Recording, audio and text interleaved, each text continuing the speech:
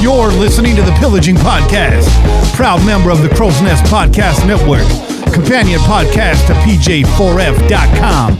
It's the number one podcast in Raider Nation. Tune in every week wherever podcasts are found. Call in to leave a message to be played on air at 408-909-PJFF. This episode brought to you by DC4L Custom Tees. Check them out at DC4LCustomTees.com. It's time to pillage another podcast. I'm your host, Kenny Stapler. What's cracking, Che? Oh, we already know what's cracking. It's Chella's time, baby. We'll crack it open. Let's crack this open, baby. Let's. Hope y'all enjoyed a full weekend of playoff football.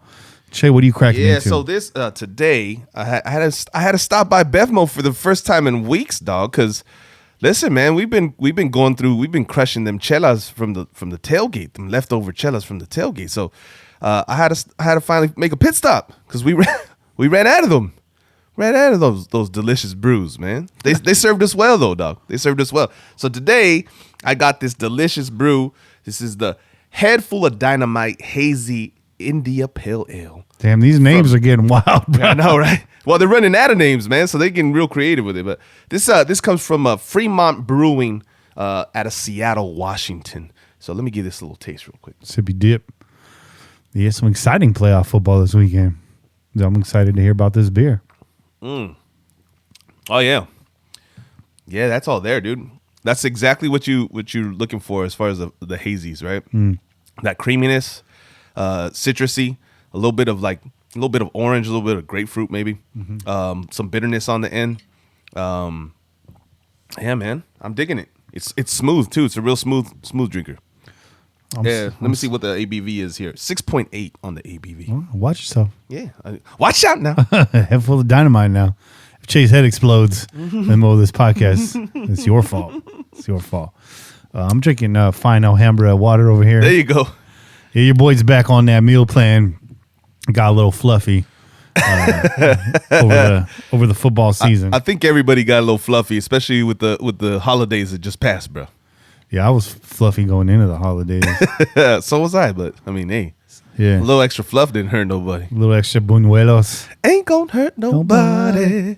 Hey, but we're back, man. Did you enjoy the games this weekend? Yeah, man. You know what? We were talking about it downstairs right before we came up here, and I was saying these games. I think the cool thing about the games that happened this weekend were they didn't quite play out the way everybody expected them to, right? Some games that we expected to be super close were completely the opposite. Yeah. Shout out Titans. Yeah. Some games that we thought, oh man, like this is gonna be like pretty controlled or whatever. Got a little shaky to start off things, right? The Texans jump out on the Chiefs 24-0 in the first quarter, and you're like, okay, I didn't see this happening. Yeah. You know, but of course they were able to turn things around, unfortunately, and the Chiefs blew them out. Well, we'll talk about this. So it's probably a little bit more in the second half, but that's a good way to get it started. Yeah. I'll have a big announcement to make before we get everything cracking. The fan Club Blitz that you may know of, may have listened to on Murphs Man Cave, a great show with our own Tom and Chuck, Splatterhead and Groby. They are now moving their show, both of their shows, the Inebriation Podcast, which has lived on the Crow's Nest Podcast Network since inception. Yeah. The Fan Club Blitz now moves over and joins us. That is now a completely uncensored show. Yeah. Welcome to the club. Welcome to the club, man. And all due respect and all shout outs to Murphs Man Cave. We have supported them. We will continue to support them. Absolutely. And so should you. Plenty of content to go around for all of Raider Nation. A lot of hours in your work week, and there's a lot of podcasts to fill those hours up.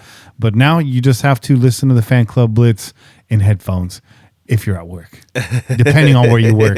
Yeah, because firing from the hip, bro. So it was a mutual decision between them two. There was no love lost there. I think Murph, Chuck had approached Murph. Murph had realized, hey, you guys go be yourself.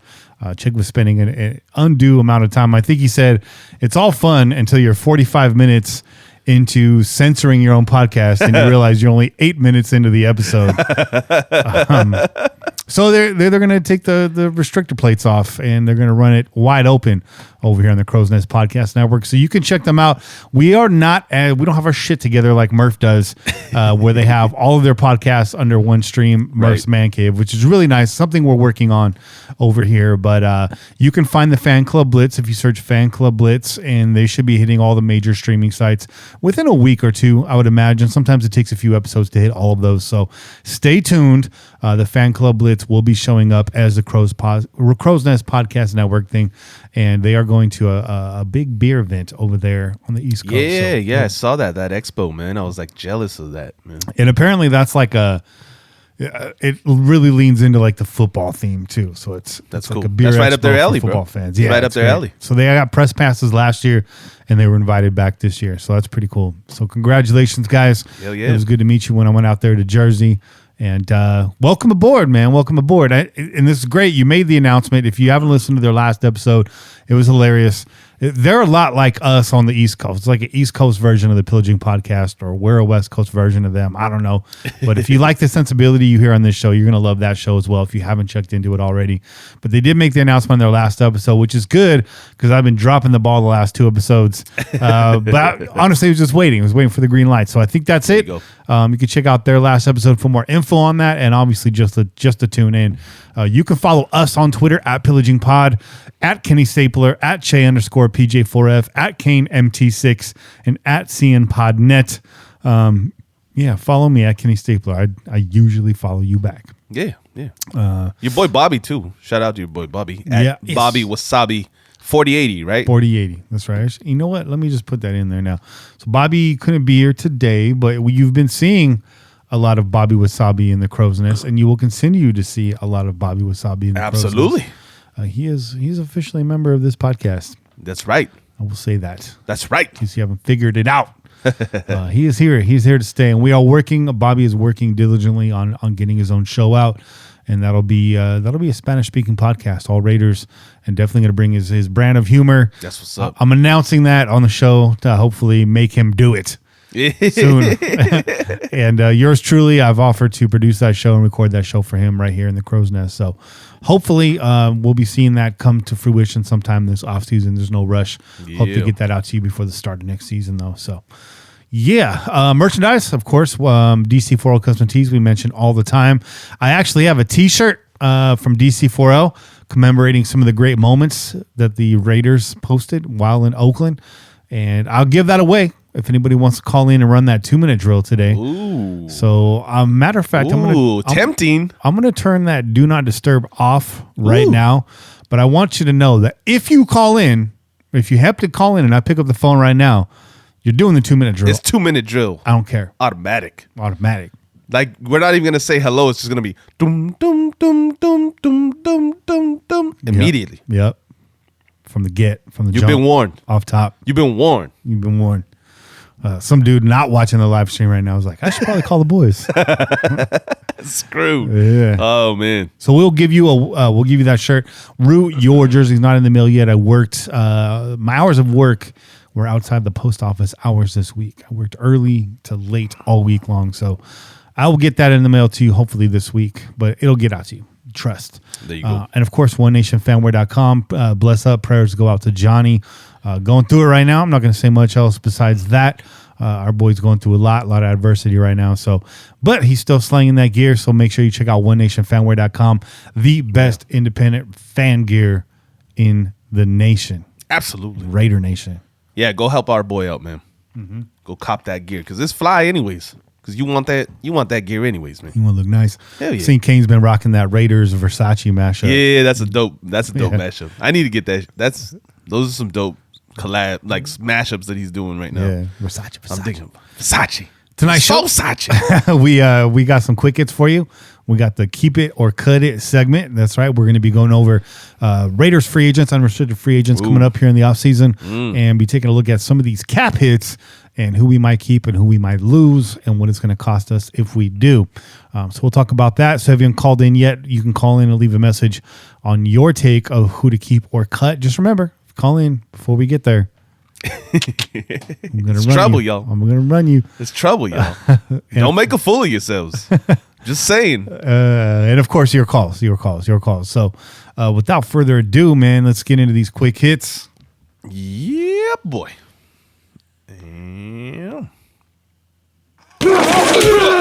Quick hits. Thanks for the donation, Pete, man. Right on time. Damn, Pete. Dropping it. Just coming down with the donations, bro. That's it. On a weekly basis, bro. We appreciate you. Damn, Drew's getting out of pocket right now. Can we? I don't know. I don't know what his market value is right now. I don't know. Hey, I don't know. I don't know, man. Her Gatorade's got a new flavor, so he's worth something. Let's get another quick hit in there. I think Pete deserves his own quick hit. A quick hit. Raiders drop Oakland from all social media. That's right. If you look on all the Raiders social media right now, it is just the Raiders. Yeah. Which is what we will be calling them most of the time. It's like they tuned into the Pillaging podcast a couple weeks ago and they heard us say, like, come on, bro. It ain't going to be the Las Vegas Raiders. It's going to be the Raiders. Now, I'm sure they'll switch it over. I think they've come out and said March 18th, officially the Las Vegas Raiders. I'll probably be saying like Vegas Raiders. That rolls off the tongue pretty nice. That's better. Yeah. But for right now, it's just the Raiders. The Raiders, dog. It always has been just the Raiders. So, yep. Like you said, we are pirates in the desert. Okay. All right. But hey, it is what it is. Raiders. Yeah. We're out there.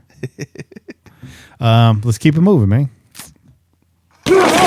Raiders bring back Richie Incognito on a 2-year extension. Yeah, boy. Get that money, boy. It's like they were listening to the Pillaging podcast. Shit, it was like they were listening to every fan. Incognito went from I don't know about that move to a fan favorite this year. True or false? Absolutely, man. We discussed that.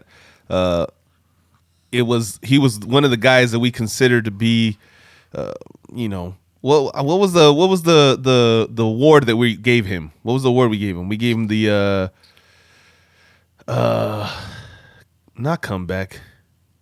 Oh, what was the nesty we awarded Incognito?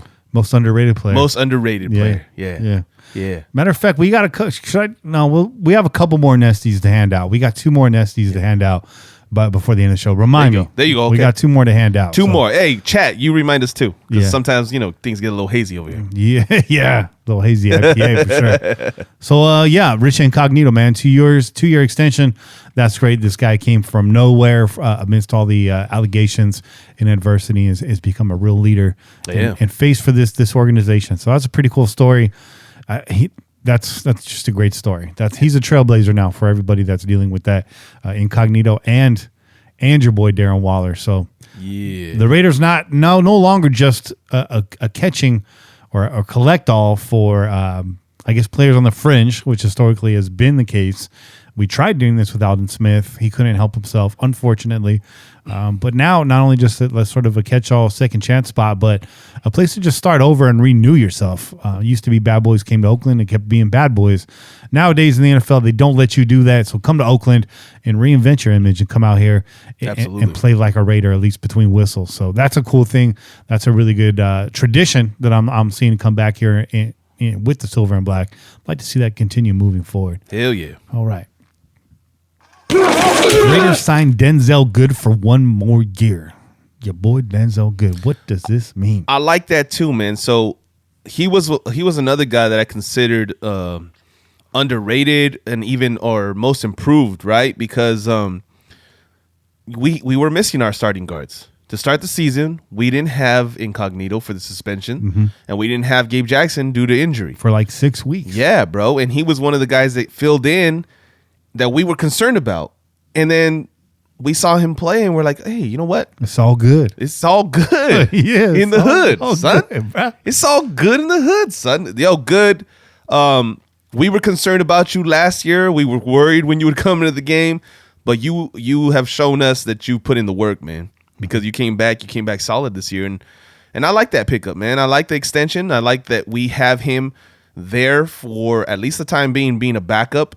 Who knows what the future holds? Maybe he eventually replaces one of those guards. Yeah, could this be the end of days for Gabe Jackson? We'll talk about that a little bit in the next segment. So congratulations to Denzelle Good, man.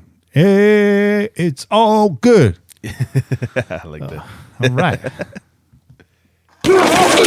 Kawakami fires and Rich Eisen fires right back. Right back. Right back at your ass. I like Rich Eisen, bro. I do too. I do a lot. We're going to play you a little bit of audio from this just to set it up. Yeah. And we talked about this last week.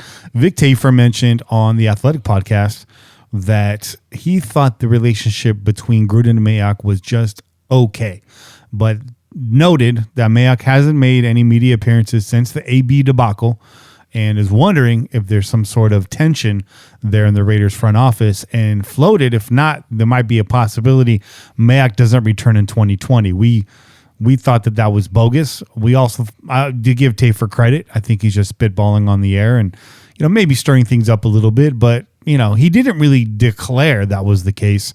Right. But Kawakami decided to hedge all of his bets and really start to go in on Mayock not making appearances. And as you guys know, Mayock made an appearance on the Rich Eisen show early in the year. Right. And I'm going to play this audio. I don't know if I'm allowed to do that, but I will just say, disclaimer, this audio comes from the Rich Eisen show. This is Rich Eisen's independent podcast. This goes out over Bleacher Report Live. It is on Fox Sports Radio. This is not an NFL Network show. That's important for the conversation, right? Here, I guess to say. Right. So shout out to Rich Eisen. Rich, you're the man. I'm sorry for repurposing your content, but this is on Twitter, so I'm just gonna act like this is public domain right now. We're gonna play this because we think it's entertaining and we think Raider Nation will love it. Is apparently in the Bay Area. After the Raiders season and throughout the season, I guess, Mike Mayock has not spoken to the members of the media there. And Tim Kawakami, who's writing in the Bay Area for years and covering this team, has been very vocal on Twitter today about Mayock not talking. And somebody brought up to him something along the lines of, well, having heard Mayock talk to Rich Eisen, it sounds like he's fine with Gruden in the whole situation, because I guess Tim might have been going back and forth with people speculating why Gruden's not talking. Why Mayock's not talking. So somebody mentioned that, having heard Mike being interviewed by me, that it does sound like Mayock is still fine with working with Gruden and there's nothing to hide on that front. Well, Tim responded to that person. Can we put the tweet up on the screen? Oh, no. Oh. From Tim Kawakami. What did he do? All due respect to Eisen personally. No. All due respect to Eisen personally, comma, wait till you hear what's after it. But I don't give a damn what a former NFL Network employee says to a current NFL Network employee when the former employee is a GM and ducking the independent media. Independent media! I'm going to pause this right here. Yeah. So the all due respect line is something that Rich Eisen says a lot on the show, with all due respect. Yeah. And the joke is that when you say something, when you say all due respect, when you preface your statement with all due respect to somebody, it means you're about to remove all respect. Yeah, you're and about completely disrespect that You're person. about to disrespect the shit out of them, dog. So he had pitched this, I believe, to, I think his name's Jeff Green. He's on the Goldbergs. Yeah. And he's also on Curb Your Enthusiasm. He plays Larry's manager, one of my favorite shows on that show. Yeah. And they pitched that as, what if there was an episode where, people keep insulting Larry and we're using the term with all due respect. With all due respect, and then respect the crap out of him. Yeah. So Tim Kawakami kind of drops that Easter egg in this comment to Eisen. And shout out, by the way, to Oneida 415, Raider fan. I believe Raider fan. I'm assuming Raider fan. Tim is subtweeting actually in this. Yeah. You've earned your Raider stripes. You've probably now been blocked by Tim Kawakami. And we will probably follow up after this show. I'm just saying. So let's let Eisen continue here, because this is where it gets good. Yeah. Tim! That sounds pretty disrespectful. You can't all due respect me. Oh, man. I all due respect you. I invented all due respect. And with all due respect, am I not a member of the independent media sitting here on the Rich Eisen show? Because this is where I interviewed Mike. Not on the NFL Network, which is, I guess, non-independent media. Fact. Where I can't talk about stuff like refs blowing games or coaches deserving the heat. Damn. Those pregnant pauses. I cannot be, with all due respect. Slow down just a little bit. Tim Kawakami of The Athletic. Yes. Yeah, man. With all due respect, Tim. Oh, You man. stink. Good day, sir. Good day, sir. You may not all do respect me. I all do respect you. That was a great soundbite there from Eisen. That might actually stay living on our show for a while. Yeah. With all due respect, Tim Kawakami, just log out, bro. Hey, chill. Take a break. Chill out, bro. Yeah. Yeah. You get too into your feelings, dog. He's like Just saying. He's like chief editor over there for The Athletic too. How is it that you're a chief editor for The Athletic that writes about the Raiders, but you blocked pretty much every Raider fan that exists on social media? Why? What makes you think we want to read your article? Come on, bro? dog. Come on, dog. You're gonna block the people that you're writing for? Like, come on, dog. Come on. Tim's pretty bad. I mean, I've stuck up for Tim in the past. I do like that he just says what he wants. I like Tim Cow. I like all the smoke. I particularly liked it when he blew the top off the whole Jed York Harbaugh situation. There you go. Tim Kawakami pretty much crushed the Niners organization there for a few years. When that plane was already like headed down, Yeah. like Tim launched the final attack and sent them into a tailspin. Them dirty ass shots at the end. It's like, yeah, I see you falling to the floor. Your knee's about to hit the canvas, but I'm gonna give you one more uppercut. Yeah. You son of a bitch. That's it. Hey, before we move into this next segment, let's go.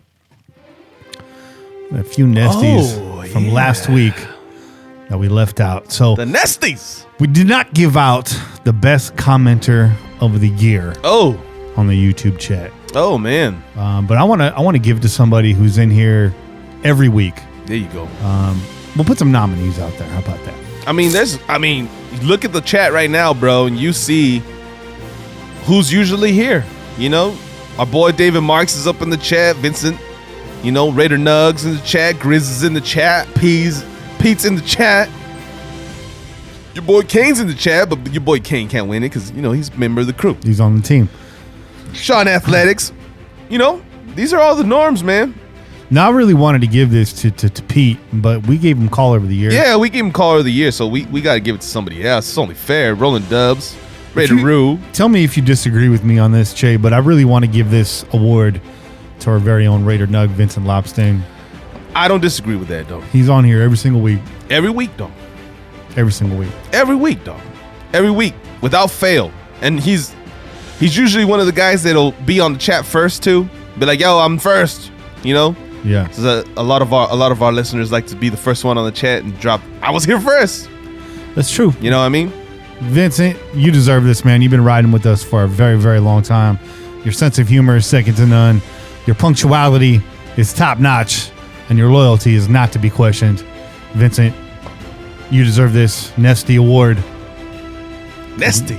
Congratulations. It's Mr. Nesty time. All right. Nesty time. That was good. That was a good gift right there. Vincent, you're in the chat right now. If you have any words, please leave them in the chat and I will read them out loud to our audience. I got one more award to give out. We have a website, pillagingjustforfun.com, pillagingpodcast.com, pj4f.com. It's all the same website. I own many domains. I'm a domain hoarder. Call me Mark Davis. Call me Shark Davis. Call me Dark Mavis. I don't care what you want to call me. Yeah, call. What'd you say the other? Beige Vader? You can't call me that. Yeah. Don't bring that back. Bro, don't bring that back. Oh, man. That shit had me laughing, bro. But on this website, occasionally we have some written content. I used to write myself, and that's kind of slowed down, really focused mostly on work and the podcast now. But there's a gentleman who has been holding it down for some time with our written content. He does something every year called the Playoff Pontificator, which is very difficult to do. That's right. It's involves much trigonometry and calculus and complex mathematical equations, the likes of which I cannot fathom. Comprehend. Head full of dynamite when I'm reading that. But this guy's been holding it down. He actually wrote a novel, which he completed this year. He's been posting some links to the first few chapters on our website as well. That's what's up. As additional content. But this award goes to Tuck, Ruleful, Joe, you deserve this award 100%. Yeah. You're a great writer. You're a smart man. And you've been holding us down with some additional content over there on pj4f.com. So come on down and accept your award, the 2019 Nesty's first Best Written Content Provider of the Year. Yeah, boy. Tuck. That's it, bro. Tuck Rufu. Yeah. It was cool meeting you, man. It was good to meet you, too. Yeah. Hell yeah, man. Yeah. You know, if we had some more pillaging chat members up in the live chat here, that would be real nice. Oh, yeah, that would be dope. Real nice, you know. But and they would be wrecking shit up in the chat, too, man. 'Cause there's some hot takes over at PJ4F. I'm just saying. Yeah. Some hot takes. Although a lot of those guys, it quiets down around this time. It's their bedtime. They hit that Caro's early bird. They gotta hit that early bedtime, man. It's Caro's early bird. Be back in time for Matlock and then hit the sack. You know? They get that early bird special. They get home, catch that episode of Matlock or Golden Girls, Yeah. and then they get in the hay, bro. 'Cause, you gotta have that. You gotta have that morning. And that's no cap, man. Morning breakfast, bro. I'm a big fan of Andy Griffith, bro. Hey, Big fan. I'm not mad. I'm not mad. I'm not mad at them, bro. Yeah. It's time to get into this discussion. We have no silver and black facts in the off season, so we'll be filling in that segment with some new stuff. We're going to be bringing some ramblers in this segment too. Not this week, but going forward. We do have a soft partnership with the Raider Ramble. Make sure you check out RaiderRamble.com and follow them. Carlos and Mario doing a lot over there to bring you a lot of great content. They have a pretty good stable of writers as well. We've had several on the show. We got to get Ray back on here. Ray's a fun guy to talk to. Yeah, hell yeah, man. Well, this is the time of the year where we try to bring you the guests because there really ain't a whole lot of shit going on, right? So we we got to talk to somebody. We got to keep you guys entertained at least, you know. So we're gonna do our best to get your boy Kenny's always putting in work, trying to get in some of the well-known writers, especially around the area, right? And then who knows? Maybe we get some other people in here. Yeah, we get some more former players back in here. Yeah. Maybe we get Fu back on. It'd be good to catch up with him. It's been a couple years. That would be good. It'd be nice to talk to I'm blanking right now. I'm not even going to say it because I'm having a brain fart. There you go, brain fart. John Kingdon, my bad. It happens. My bad. We got to get John back in here too. I'll be texting with John every once in a while just to kind of get his feedback on the team. He's just as frustrated, if not more so, than most Raider fans. So being the right-hand man, Al Davis, all these years, I can imagine. Triggered. You're triggered. So let's go. The 2020 Raiders free agents and potential cuts. So let's take a look really quick. What do you want to tackle first, man? Are you talking about free agents or potential cuts? Potential cuts. I say let's see who's the potential cut. Let's talk about it, bro. Let's talk about it. Well, let's get into this. Looking at some of these dead cap hits. Yeah, let's get into this stuff. Trent Brown is here to stay for at least one more season. Oh, absolutely. He's going to count, I think, He ain't going nowhere. 21 mil against the cap next year, if I'm reading this right on Spot Track. Now, when you see the clips of him manhandling your boy over there, 99, from the Texans, when he's manhandling J.J. Watt the way he did in that game, man. You see him tossing J.J. Watt, just throwing him to the ground. That guy, he ain't going nowhere, dog. Let me just tell you that. Let me just say, as long as they can re-sign him and he wants to re-sign, they're gonna re-sign that guy. Yeah. That's a keeper right there, bro. So Trent's a man. Trent's definitely not a cut. He's going to cost way too much to cut, as it were. I know there's a lot of controversy there. He's slated to hit 21.5 next year, and so is your boy Derek Carr. By the way, Vince says he's just glad to be a part of the crew. He doesn't miss a week, even if he's at work. That's coach speak for hell yeah, brother. So, and that's right. You know, Vince does watch at work, so it's another good reason he's here by any means. So again, congratulations on your Nesty Award, bro. Yeah. We'll see if you can reclaim it again next year. Now that you guys know that you're contending for an award in this chat, give it your best all season, you know. Next on this list is Derek Carr. Again, he's a dead cap hit of $5 million. Now, he's not a cut. You've heard me talk about it. We are very much frustrated with Derek Carr. Am I willing to ride with him another season? I'm a fan. I mean, what the hell can I do? I don't make these decisions. If they bring him back, hey, I'm going to cheer for the dude. Hopefully this quote unquote fresh air in Vegas, which by the way is one of the highest air pollution regions in America. Not to mention all the toxins that are in the ground out there from all the fucking bombs that were blown up for years. Not to mention you could smoke inside public buildings. So we'll see. I mean, who knows? We do know you can make excuses for him. The line played well from this year, but he was devoid of receivers, but he did have a run game. So really running out of excuses, Derek Carr. If the organization decides to roll with you one more year, I understand that. But what I am saying is I think the Raiders do draft quarterback this year. There's just too many, and we got the picks and we got the collateral to go for it and do it. But at $5 million, he's a potential cut. But if we were to trade Derek Carr, Che, what would you like to get for Derek realistically? Well, that's a tough call, right? Because you know what? It's funny because I think Raider fans are the hardest critics of the Raiders. We have a lot of haters. We have a lot of haters from other teams. They just like to talk crap. But Raiders fans by far analyze this team more than anybody, right?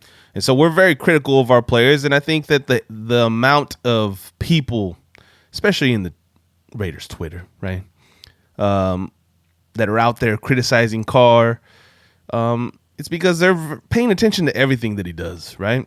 And we're part of that crew.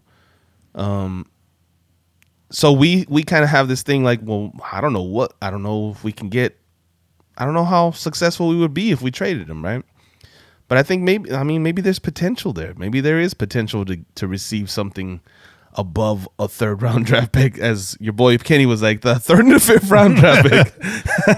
We're gonna trade him to your team for a third and a fifth. Yeah. I think maybe there's potential for him to get a little bit more draft capital than we maybe assume he would. But that being said, is he worth the first? Is he worth a first? In my opinion, no. In my opinion, no. And that's no hate on you. No hate on you, Carr. It's just based off of what we've been criticizing you about. Okay. First of all, just principle, you're a quarterback. And if you're worth a first round pick in a trade, why are we trading you? Right. Unless you got somebody bona fide behind you. Exactly. Which we do not have. So based on principle, no, you're not. You're probably not going to get a first one. No. Do you think he fetches a second round pick in a trade? I think there's a possibility. I think I wouldn't be shocked if you could get a second round pick for Carr, just because one, he was a second round pick, right? And two, there's a lot of teams in desperation for a quarterback. And there's only so many quarterbacks that are going to be drafted this year, bro. So, and you know what? Several of these teams have been trying for years to draft a quarterback and may just throw their hands up and say, let's just go after somebody that's been here a while. Right. An NFL caliber, a pro. Right. Let's just start with that and see what happens. And the other thing you got to look at is, as the Carr stands, or the Kardashians as we've been calling them of late, would remind you is of his stats, right? His percentage, his completion percentage, his rating, his QB rating, whatnot. Look, I've been saying this. That could go some ways with a potential trade partner. I've been saying this all week. Football's not played on spreadsheets. You're right. It's played on the gridiron. You have to watch the game on the gridiron. I'd actually retweeted Carr Film and I made that comment. I saw that. If you guys don't follow Carr Film, whether you support Carr or not, it's good to see both sides of the story. Absolutely. I retweeted with that quote. I said, football's not played on spreadsheets. And he was, he kind of like fired back at me. And I was like, no, bro, I'm on your side. I'm trying to say, like, watch the clips that this guy's putting up. This is what you want to look at. And look, I'm not stupid. You don't cut a guy like Derek Carr. Derek Carr has given us a lot of memories with this team. He has fought hard at times down the stretch with this team. But, we've seen a lot of things that have left us frustrated and wanting more. So I think that's why this conversation's happening. Grizz says he's going on a Carr hiatus until an official announcement is made. And I don't disagree with that. We've sort of beat this dead horse enough over the last couple of weeks. This is really just coming up inside of a different conversation. Right. But I think if this team does move on from Carr, it's in the form of a trade, which is probably somewhat unlikely unless what Che is saying, one of these QB thirsty teams who honestly also sitting pretty nice in terms of the draft. If you're that thirsty, chances are you're in the top 5 for draft picks. So right. Well, and you got to look at it. There's a lot of teams that have gone out and said that they're going to stick with their quarterbacks, right? Even though a lot of people are kind of left scratching their heads, kind of like, well, really? You're going to stick it out with that guy? We might be one of those teams. Right? It's very, very realistic that Carr comes back. There is no trade. The Raiders don't draft a quarterback, and Carr is the starting quarterback going into Vegas. And if that's the case, we're going to be right back on, okay, Carr, let's get it done, man. Help us win. But you got teams like the Bears rolling. They've already gone out and said, we're rolling with Trubisky next year, right? And why wouldn't they? They're not paying him very much. He's still on his rookie contract, right? And they're hoping that he could pan out, although I don't see it happening. I think he's going to be more of the same. But a team like that says, okay, well, we're going to roll with this guy, but maybe it'd be nice to put in another veteran behind him, somebody that's maybe showed a little bit more talent at times, and maybe he can, overthrow the throne, I guess, right? Take over the position in camp battles. Mm-hmm. And Carr, I could see Carr beating out Trubisky in Chicago, right? Mm-hmm. So there's potential teams. That's just one example that might want to add another veteran to their team and say, like, well, fight it out. Yeah, we said we're going to roll with this guy, but come in and fight it out. The very same thing can be said for us. Maybe they say, okay, we're going to roll with Carr, but let's bring in another veteran that maybe has shown some potential at times, and maybe they just haven't been in the right situation. You're looking at Ryan Tannehill, bro, with the Tennessee Titans. Okay, he was brought in to be that guy. The guy that's like, okay, we just want a veteran to back up Mariota and maybe push him. And then Mariota just craps out. Now this guy has this team on the verge of a Super Bowl berth. Oh, Brian Fitzpatrick has entered the chat. Well, I don't know about that, man. I don't know about Fitzmagic. Matt Schaub has entered the chat. I think that guy got some balls. I'll say that. He does. I say that. I like Fitzpatrick. I think Fitzpatrick got some balls, but I think the talent eludes him. Yeah, the actual talent to be able to get there. I think he's got the balls. He's got the fucking the push to be that guy, but he just his physical attributes just don't allow him to. No. I'd still rather roll with Derek Carr. So hell yeah. It's hardcore Raiders saying in the chat right now. Definitely, Miami would be probably the most likely trade partner right there. If that were to happen. But I don't really see it happening. I think if you really sit down and you look at all of the avenues and the possibilities, the most likely situation is Derek Carr does return to the Raiders in 2020. But I will be frustrated if we don't draft a quarterback and start grooming that guy now. So at least take a shot, man. Right? Mm-hmm. You got to at least take a shot, and like you said, put some fire under his ass. If anything, at least it gets Carr's attention and says, like, we're not completely content with you. You got to show us more. Yeah. Right? And maybe that's what gets him over the hump. A lot as we talk about these draft picks and whatnot right now, the chat is going off about we need linebackers and wide receivers. Tell me a year that Raider Nation hasn't been clamoring for a linebacker, and tell me a year where the Raiders have responded by drafting a linebacker. Bro, if you've tuned into this show on draft weekend the last 2-3 seasons, bro, you've heard me and Kenny sit here and say, like, I really like this linebacker out of such and such. Oh, if we could get that, if this guy drops, if his stock drops, and the Raiders got to get this guy. That would be in never happened. That would be that's like part of a YouTube montage. Shit, Raider fans say really need to get a linebacker in the first round this year. That would be cut in multiple times. Next on this list is Rodney Hudson. He's not going anywhere. Let's just move right past that right now. Interesting one right here is LaMarcus Joyner. He's an $8 million cap hit if we were to cut Joyner. That's too much. That's a little of a steep. hit. That's a little steep to me. You're not going to absorb that. I think what they're going to do is, and hopefully, and a lot of Raider fans asking for this too, let's get some more defense in this year's draft. Look, we got some nice pieces in last year's draft, to be honest. They weren't at the top, but you did get Max Crosby. You did get Cleveland Farrell at the top. You did get Jonathan Abram near the top. You did get Trayvon Mullen. You did get Isaiah Johnson. You did get a lot of young defensive talent in last year's draft. So I want to stop hearing the conversation that we completely ignored defense last year. I don't know what you guys were watching. Got a lot of nice pieces in last year's draft. I think we will continue to address that. And PG is a type of guy that he'll dumpster dive for a linebacker. So, but what is missing from PG's defense, kind of on a tangent here, PG likes a lot of those really exotic, awkward blitzes, really changing it up on you week to week, drive to drive series. And he does not have a single linebacker that is a blitzing threat right now. Right. So I would imagine they keep Joyner and, they move him around and experiment with him a little bit more next season. But again, he's a little bit like, you leave these corners out there to dry. Yeah, for that long, it's going to be trouble. And Joyner was frequently out of place this year, and I think missing Vontaze Burfict had a lot to do with a lot of folks being out of place this year. But Joyner likely back next year, probably not a cut. Agree? Disagree?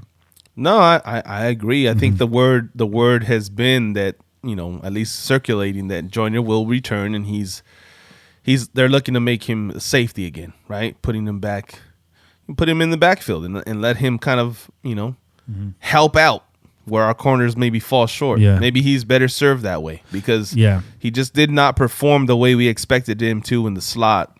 We were very high on him coming in and expected him to be that guy to be able to shut down the slot. It just didn't turn out this year.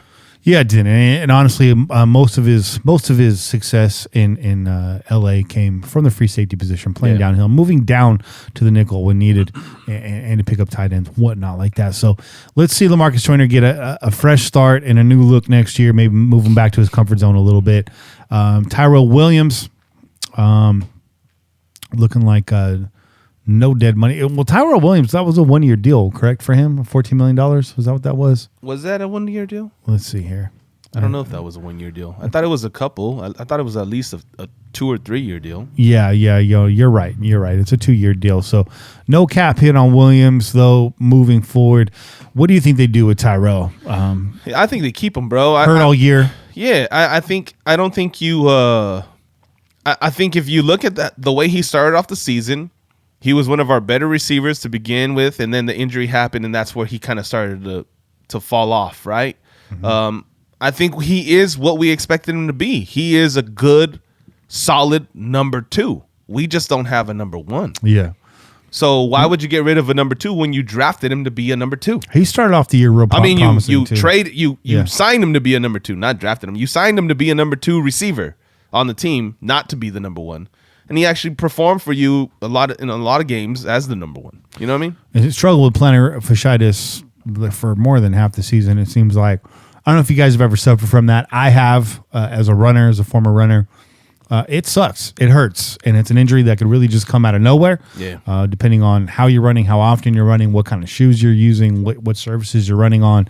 This is like a wear and tear type injury that can just happen to anybody really at any time. And the only cure for this injury is just staying off your foot. It's rest. During an NFL season, frankly, that's just not going to happen. Now, when the rest of your complement of wide receivers look like, Zay Jones and what have you, and those cast of characters, and no disrespect to them, they're not even number 2s, to be honest with you. Right. So, give it up to Tyrell for grimacing and fighting through this season, doing as much as he could.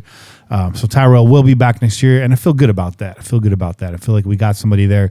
Just got to get someone on the other side of him. Yeah. Gabe Jackson next on the list. Now, this is an interesting one because Gabe's not going to cost this team anything to cut. He could be traded. He's due about $9.5 million next year. You just extended Denzelle Good only for 1 year, right? So that would leave you a little bit thin. You would owe Denzelle a good chunk of money if he jumps into the starting role next year and shows out. Chances are, if that's happening and Gabe isn't here, Denzelle gets extended fairly quickly before this becomes an issue again, because we need our guards, we need our protection, whether it's for Carr or whatever young blood that they bring in behind Carr. You want that insurance in front of you. How many years are left on Gabe? Because he was just extended not that long ago, right? Yeah, that's true. So let's take a look at that right now. I'm sure Grizz has the answer for us in like 3 seconds. before I even look it up. So he's here until 2022. So in 2023, he's an unrestricted free agent. So we're actually on the backside of his contract. He's due 9.6 this year, 9.6 next year, and then 9.6 the following year. And that's all with workout bonuses. So we're basically over the hump there. So, and there's no dead cap from here going forward. So we'll see. I mean, the Raiders are sitting pretty. I think we're due. I've seen numbers ranging from $62 to $68 million in cap space. Right. You know, Gabe has had a hard time staying healthy, but to be fair, I think most offensive linemen struggle with their health. Oh, man. And It's a tough job.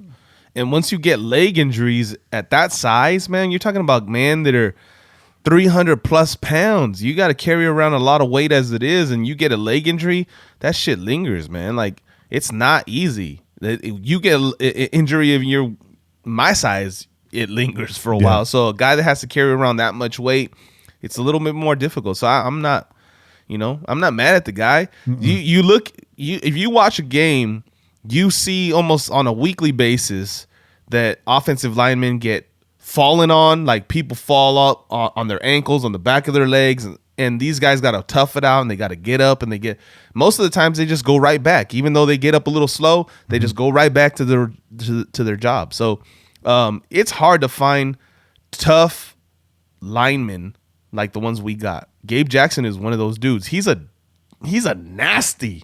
Yeah. He's a nasty mofo. You know what? Nasty. When he's buck nasty, bro. No, when he gets out on the field, the way he plays, he just plays with anger, bro. Violent. I love the way Gabe plays. When he's healthy, there's no other guy that I would want in that right guard position, because the way he just demolishes people. Mm-hmm. He wants to pancake every guy, every down. All the time. All game long, bro. Every time, bro. So that's the kind of guy you want on your team. Mm-hmm. You know, listen, I'm a fan of Gabe Jackson, so the last thing I would want to see is him leave. But I also understand it is a business, so if you can save yourself some cash, like we said, you just extended Good. Who knows what you do with the other backups if you're looking to maybe extend them too. But we need depth at the offensive line anyway. So, that doesn't necessarily mean that Gabe's cuttable. It might just be like, I don't think he is. Yeah. I think you keep Gabe there. I think Denzelle getting re-signed, extended for 1 year. If Denzel's the man moving forward and you have plans to cut ties with Gabe, you extend Good for 3 years, 2 years, at least 2 years, not 1 year. So I think what they see is Denzelle is a valuable depth on the offensive line. I think they see potential for him to eventually be that guy. But they're not completely sold off of just 1 year of production. And with the situation like we had starting this last season, and a situation a lot of teams get in with the offensive lineman going down, because we just talked about it. It's the most battered and bruised up position in the NFL. These are the guys that really protect the dudes that make a lot of money. And finding a guard in the NFL it's no easy task, and especially coming out of a draft, no easy task. It takes a few years to get those guys up to speed. Gabe Jackson will be on the offensive line next year. I see him on a lot of surprise cuts list, and I know every year we got to write those articles. Who's the surprise cuts, and he's sort of the sexy name to put on there, because looking at the dead cap, he's the one that stands out. Here's a guy that's making, nearly $10 million, not going to cost you anything to get rid of. That would definitely be a surprise cut. It would be a money-saving maneuver. But when you're sitting at 62 to 68 million free and clear into the cap, is this a necessary move? I don't think that it is. No, and you know what? Last year we had a similar situation with KO, right? But in KO's situation, we had seen some fall off. He never got right. He had gotten injured, and he just wasn't the same KO that we had seen. Right, he lost weight. He wasn't maybe as big of a mauler as we were used to seeing him. Right, remember him and Gabe had a competition basically to see who's taking people down to the ground the most. Right, so we didn't see him come back to full strength, and we didn't see that mauler, that guy that was just destroying guys in 2016. We didn't see that no more. So it made it more of a possibility for KO to get released, to get let go of. Yeah. But Gabe Jackson, I think that's a dude that you keep around for as long as possible, because I mean he's a guy we drafted. Gabe's a guy that we drafted, so We know he's got youth on his side. He's been injured, here and there, but this is probably the season that he's been injured the longest, right? I don't remember him missing this many games prior to this. Am I wrong about that? No, not really. He's had injury before. So you this got is definitely his longest stretch. Yeah, so you got to give him an opportunity to get back to full strength, and then you wait to see what he looks like coming into next season. You say, is he the guy that we remember? If he's out there mauling people, taking people to pancaking motherfuckers, yeah, Gabe Jackson, yeah, we're keeping you. We're gonna ride with you for the next few years. They're saying we maybe have some audio issues on the other end there. I'm not sure what's going on. Sounds good over here in our headphones, but they're saying my audio sounds a little strange. So I'm not sure what's going on there. We'll check into sensitive. It. Maybe is it kind of getting a little when we hitting too high of high notes or something? Is it getting a little blurry when we get loud or what? I don't know. My audio looks good over here. I can kind of turn down the feed to the stream a little bit. Maybe that's it. Maybe we're just peeking out a little bit. I don't know. But I don't see any peaks. I backed off a little bit. Either of us, man. Let me know. Keep me updated. Let's keep going through this list. Sounds good. I said I sound like Ultron. I don't know who Ultron is. Just echoing a bit, a little reverb. I don't have any reverb on my channel, so I'm not sure what's going on there. You know what it is? Maybe a little. Oh, my headphones are a little loud. You might be hearing my headphones bleed into my mic a little bit, so let's back off on that. I like my headphones nice and hot. So those two, yeah, those might be. Maybe this is a. Find out which ones those are, and then maybe just unplug those. We got extra headphones. There's audio flying all around this studio, so I turned down my headphones. That's possibly what it was. Let's keep moving down this list a little bit here. Darren Waller, hey man, your boy Darren Waller ain't going nowhere. I'm telling you that right now. Hell no, dog. Come on now. That I think Darren Waller has earned his stay for sure. Yeah, he's locked up through 2024. Yeah, he's the man, bro. They just extended him this season. He ain't going nowhere. Come on. You extend somebody in the middle of the season, it's because you're like, I better get this guy before it's too late. Like, I better extend him before it's too late. Here we go. Here's the guy, Tyrell Whitehead. He's a $1 million cap hit if we lose him. 7.2 if we keep him on board. Tyrell Whitehead, goodbye. Sorry, bud, but you got to go. And I'm looking at the rest of this list here. Colton Miller, he's not going nowhere. Nope. You got Jacobs, Abrams, Eric Harris. There's no dead cap. He's only costing $2.5 million against. Derek Carrier, same thing. Cost us about $2 million. Then you got a bunch of, the young bucks. Zay Jones, I mean, hopefully we're not in a position where we got to keep Zay Jones. No cap Zay, but we need more help than what you can provide right now, if that makes sense. Right. In a loaded wide receiver core, you keep a guy like Zay, but not where we're at right now. So who knows? Arden Key, interesting there. Again, he's still on his rookie contract, so he's not hurting us at all. Markel Lee still under $1 million. How many years does Markel have on his contract, though? That's what I want to know. So he's a free agent in 2021. We got Markel for one more year. I'd like to see Markel catch on, man. I'd like to see him finish out a season. Yeah. You know what I mean? Yeah. The question to me, the one that pops into the couple of names that you said were Key and Harris that kind of catch my attention. And bring Harris back, bro. And the reason why Harris, not because I wouldn't like to see Harris back, because I love that guy, dude. I love the style of player that he is. I love that he's just kind of like I'm gonna go out there, I'm gonna give him my all. I'm always gonna put in the work. And his story of coming from, the CFL and all that good stuff, like you just tell this guy he's just no quit in him. So you want guys like that on your team for sure. But now with this idea that we're going to be putting, your boy at free safety, Joyner going to free safety, and you got Abram coming back from injury. You still got KJ up in the air. What's going to happen with KJ? Maybe now that safety position starts to get a little crowded, right? Yeah. That's the only question that I have about it is who do they decide maybe you're expendable? I think Eric Harris has been one of the most solid, consistent players. He in our has. defensive He has, backfield. absolutely. He has, absolutely. But it still begs the question, right? I mean, I think you got to think about it. You got to be like, well, which one of these guys? If we're saying Joyner go to free safety, and we envision Joyner being the starting free safety, because you don't pay that guy that much money to be a backup free safety. No, you don't. Right? Yeah. So if you're going to let him switch positions, you're going to say go from the slot to free safety. You're going to be paying him that much money. You intend for him to be the starting free safety. So now what do? You got Abram, you got KJ, you got Harris. Well, you can justify paying Joyner that kind of money if you're using him as a multi-purpose defensive back. Right. To do a lot of specialty things. KJ's definitely a huge question mark. Eric Harris would be solid in rotation and allow you to be more situational with KJ, but like you're saying, at what cost? KJ's due a new contract. Right. You know, if he's only going to be playing as a missile and in rundowns, what kind of money are you willing to pay for that? Right. You know, or do you take that somewhere else? A lot of talk right now in the chat about the linebacker positions, kind of a debate about Tyrell Whitehead. Look, Whitehead is okay. He's a tackling machine, but he's definitely not a middle linebacker, that's for sure. We saw him exposed when Vontaze Burfict was gone. Yeah. So I don't know. Whitehead in rotation, possibly.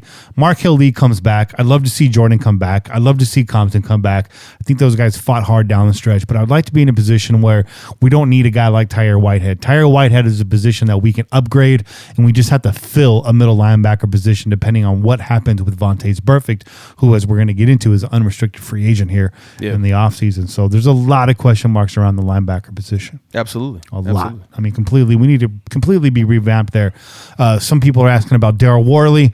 Look, man, I'm not a Daryl Worley fan. American Ninja Worley, as I was calling him this year. By the way, let me know how my audio is, guys. We have adjusted. Let me know if that worked. If not, we'll fix it over the break. But let me know. So Worley and KJ definitely question marks in the backfield there. Would you? All right. So before we move on from the safety, would you rather keep KJ or Eric Harris? You're GM. I mean, that's tough, bro. That's tough. Yeah, I think you're gonna come out of pocket a lot more for KJ, right? But we've also been on KJ's side. We've always been like, bring KJ back, right? We've said that. We've gone out on the air and said, bring KJ back. We like KJ. We think he showed some progress this season, and we saw the fall off when he actually was gone. When he got injured, we saw the fall off from the defense, right? So yeah, that's a tough call, dog. Because like I said, Eric Harris is one of those guys that's just got grit to him. There's no give in him. There's no give up in him. He's gonna go out there. He's gonna give you his all every single down. I think as a business decision, Eric Harris is the keeper. He's not going to cost you as much. Absolutely. And he can play. He's more versatile than KJ. Absolutely. If we re-sign KJ, if we extend KJ here in the offseason, I will wear every single Carl KJ Joseph jerseys that you have. Yeah. I almost said Kevin Johnson. Kevin Johnson. That's you heard me pause. Sorry. The Suns, bro. Is he now mayor somewhere? Isn't he mayor somewhere? I thought he was mayor somewhere. Yeah, he is. Kevin Johnson's mayor of Sacramento, right? Yeah, I got to rap for him. It was pretty cool. No shit. That's dope. So they're saying my audio is still messed up, which is really odd. Anyways, Daryl Worley, everyone's screaming for Daryl Worley needs to go. Look, Daryl Worley's an unrestricted free agent. If he wants to go, he can go. That's not a cut situation right there. That's a do we bring him back situation, which we will visit after the break here. But I think that's a good conversation to have. And that mic's turned off. It's off? Yeah, Okay. that mic's off. So yeah, interesting stuff there. Interesting stuff. I think we pretty much covered most of these keeper cuts. You got Mo Hurst again. He's not costing us a dime. All these other guys here are pretty much up for grabs. Anybody in the wide receiver core, it's up for grabs. You know, I'd like to see a whole new wide receiver core again. We're gonna flip that. I mean, the only two that stick are Renfro and Williams. Other than that, they can all be changed, bro. Yeah, if your name's not Hunter Renfro or Tyrell Williams, time to start working on that resume. And as far as Arden Key goes, let me just say one thing about Arden Key, because I think you expect him to stick around because he isn't costing us much money. He's still working off of his rookie contract, and we don't really need him to be the starting end anymore. He's a backup now. Yeah, with Max and Farrell, you You don't need him to be the guy that we envision. Arden? Maybe like we envision him becoming like a sack guy, like the third down pressure guy, right? We don't really need him to be that guy anymore. We just need him to be depth. Yeah, You know what I outside linebacker, moving back. Maybe he's better in coverage. He's definitely got speed. Yeah. So it's time to try Arden Key somewhere else. And if he can't stay healthy, I think this is the last year for Arden Key. Well, I think the key for him is health and also size, because the goal was for him to put on size this offseason, and he didn't quite put on as much as the coaching staff wanted. I think that was probably number one strike against him going into the season, was like, where's the weight, bro? Like, what? We didn't see no size. We didn't see you pack on any size muscle wise. Maybe you ate a couple, maybe you ate a couple Big Macs before you weighed in this this week, and that was a little advantage. But we didn't see the size difference from Key. So maybe he needs to stay in the weight room a little bit more. Maybe he needs to start packing down the protein. I don't know what it is. But unless he's doing that and he's showing improvement strength wise, I think he's just filler. He's just a guy that's going to be in there for our starters to get a little breather here and there. Yeah. Or maybe you use him in like a NASCAR package, like a third down pass rush package. And we talked about that last year going into the season. We said you got two speedsters now. You're going to bring them in when you want to go all out, get after the quarterback. And that's still potentially there, right? But I think there's a lot of question marks there with him. So at most right now, I think the expectation, as high as it can be right now, is that he's going to be, complimentary to the starters that are already there. I agree. I agree. Should we take a pause? Yeah, let's take a little break. All right, let's take a quick break. This will be a shorter show for you guys this week. We'll try to get a guest on for you guys next week as well. But come back. We're going to talk about some of these unrestricted free agents. Who do the Raiders bring back? And we're talking just in terms of Raiders right now. We are going to get more into the free agent market as that time comes, as March approaches. Yeah. It's a little premature right now. A lot of these guys that are on free agent lists can be re-signed or extended before we get there. So we're going to pause on that conversation. But for right now, we're just going to play Raiders GM. We're going to look down our roster and see who's scheduled to be released this year to the freedom of free agency. Who might cash checks with the silver and black, and who might not. So stay tuned. After the break, we will be back. Yeah. We out here. Peace.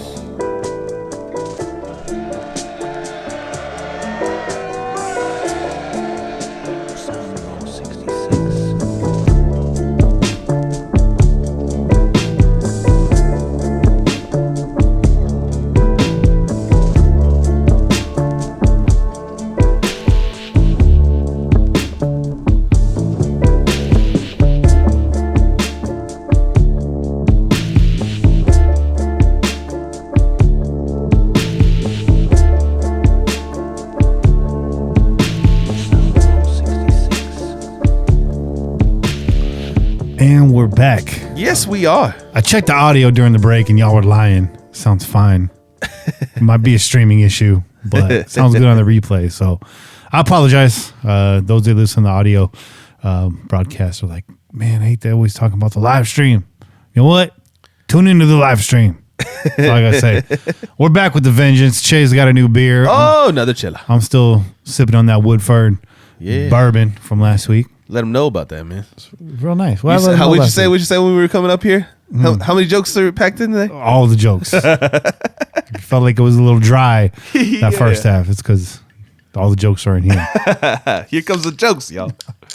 Oh man, so here we go. Chela numero dos is that Heretic chocolate hazelnut porter, and it claims to be a rich, smooth ale with naturally infused flavors. Okay, so this is a 7.0 on the ABV. Let's give it a little taste. Since it's colder weather, these porters, these stouts, these coffee infused beers are kind of hitting. They're hitting the spot. So I was like, let me stay around that area. That's so I want this chocolate hazelnut porter. Let's see.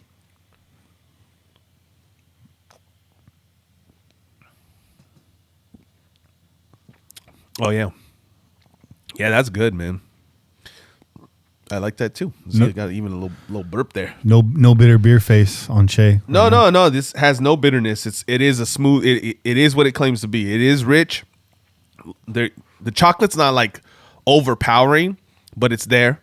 It's there. It's nice. You definitely get that dark chocolate taste, right? That bitterness on it, and then it's very smooth, and you a little bit of the hazelnut. I'm not tasting the hazelnut too much, but there's a nice nice frothiness to this ale. It's a dark ale because it's porter. So yeah, man, shout out to Heretic. That hazelnut's going to get lost in the chocolate. If anything, it's going to cut the bitterness of the chocolate. So you get a little nuttiness probably on the back end.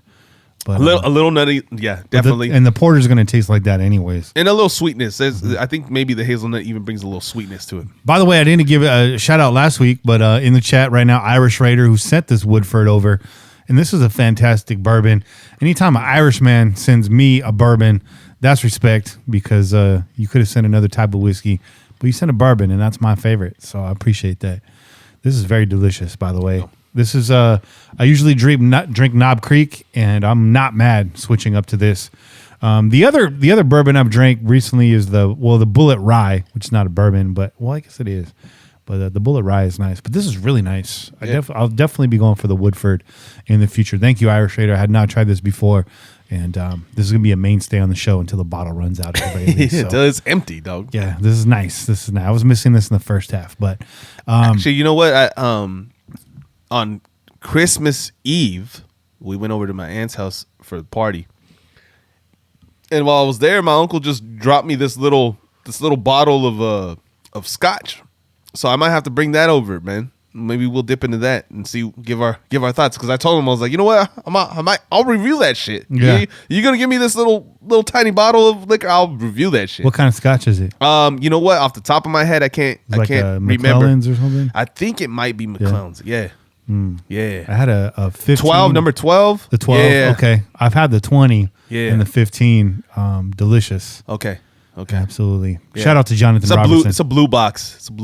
Okay. It even came with a little tiny box. That's classy, man. Yeah, it is classy. So I was like, hell yeah, I'll take that. He's like, here, Merry Christmas. I was like, thank you. You think I'm gonna be mad about that? No. It's a good Ain't no scotch. joke to me.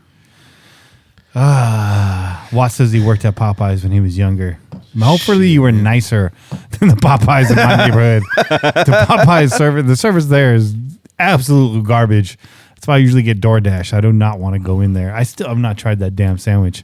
If I go in there, I just give me the chicken, dog. I don't need all the accoutrements. Real quick, man. You just mentioned DoorDash. You trust these? You trust these delivery services? These nope. These because bro, I've never even thought of calling an Uber. What is Eats. it? Uber Eats DoorDash. or DoorDash or what's the other one? Postmates. I've never even thought of calling or checking to see if there's a dude that would do that in my area. Because I don't trust motherfuckers with my food. I want that shit to go straight from the people that made it into my hands. Okay? And no sooner did I think that thought, but then I saw a post on Twitter, and somebody took a picture of some dude in the bathroom. It was an Uber Eats guy sitting in the stall with the fucking bag of Uber Eats on the fucking floor in the fucking stall, bro. Come on, get out of here. I've noticed what DoorDash has been doing recently, at least a couple of the vendors that work with them. I normally only order Wingstop and then the Habit Burger through them. Right. And that's only if I didn't defrost meat for dinner. Yeah. Which, when you were a kid, you were most nervous when you forgot to defrost that chicken. Your mom's coming home. You're doing everything you can to. She said, "Oh no!" You're trying to breathe on it, run the water over it. Soggy ass chicken. Yeah, it never works. But I noticed the bag is sealed when I get it. They do tape down the bag. So. Well, that's good. I like that they're taking precautions, but still, man, and I count my wings. You know. But there's been credit card fraud through DoorDash too. You said you count your wings. That's right, I do. You make sure you get there all 24, babe. 3, 4. I want all those. I did 15 today and I couldn't finish. I've been snacking all weekend, bro. But healthy. I'm snacking good. There you go. I'm trying to shed this fluffiness. I'm down 5 pounds already. So. I'm trying to shed some weight too, man. Luckily for me and my brother just started up a rec league. So we're getting out there hooping. Yeah. Try to. We actually played this weekend. Played on Saturday. That's what I did on Saturday. I had a game, and we blew out the team by 30. But they had a bunch of senior citizens on the squad, so I mean, it's not quite an accomplishment. Kane says he does DoorDash part-time. Well, maybe it's time to bring him on. He could talk about that too. Let's bring him on for this. Yeah, let's get him on. Let's get him on for this free agent segment. And I've closed. Dogtail Raider. Shout out Dogtail Raider. I was not worried about Y2K. Bro, computers were barely a thing in 2000, bro. Come on now. I was more worried about my pager getting shut off. Facts. I was more worried about my plugs pager getting shut off. That was the worst. Yeah, man. You try and you call the number and it's like, no, I gotta go driving around Lily Gardens, cold calling motherfuckers for a sec. It was rough back in the day, dog. Yeah, it was. It was. So let's get Kane on here for this free agency conversation. I have turned off the call-in line right now. So if you call in, you are able to leave a message. There you go. You will no longer be on the spot for the 2-minute drill. So we're telling you, get your calls in now if you don't want to just make a fool of yourself on the 2-minute drill. Because as soon as this call's over, I'm turning that shit back on. It's getting turned back on. So Kane, pick up your phone. I'm calling you right now. Yeah. Irish Raider says DoorDash means something different there. I don't want to know. Hello. Raider Kane, brought to you every week by NFLShop.com. It's Kane's Corner. Go to PJ4F.com. Click through the banner. We get a small piece of that purchase. Get your 2020 Raiders gear now. Kane, welcome to the show. How you doing, man? I'm all right. Let me turn this TV down. Here you go. Kane probably watching some post game or something. I know Kane's got his new crib, man. Yeah, maybe he's watching. I ain't watching no post game, man. You watching some Pinot? You watching some Pinot? I know when I live alone. You know what I'm watching? I'm watching Naked and Afraid. Okay, close. I thought for sure you were watching the first part. Naked, something naked, bro. No, I like them shows, man. I like Naked and Afraid. I like Life Below Zero. Oh yeah, you know what I mean. I dig this shit. Yeah, Che thought you were watching Weapons of Mass Destruction Part 3. It's a good series, by the way. Shout out to Jules Jordan. Always classy. Oh shit! The new series with the Bella Danger, real nice, real proper. Yeah. Anyways, the jokes. That whiskey's kicking in, yo. That whiskey's kicking in. That was no joke, bro. That was real facts. That's I believe you. That's another podcast, though. That's another podcast. Oh man, shit! I'm on my fifth Lagunitas IPA. Ooh, there you go. You're deep in the jungle right now. I'm feeling good. Yeah, I bet. How was those playoff games today? What'd you like, man? What jumped out to you? Nothing turned out the way I thought it was.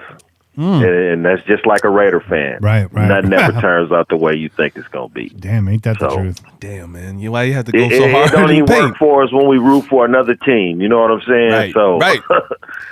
It is what it is. But that's one of the reasons why I didn't start talking any kind of mess about the Chiefs, bro.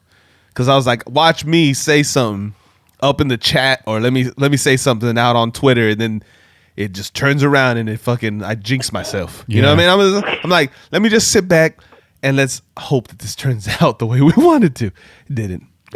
I was watching the games with Polly, and he got up off the couch to go get a coffee from the kitchen. Yeah. Right at the time that the Texans scored their third touchdown. Yeah. And we both looked at each other like, oh, with that look in our eyes like, could it be?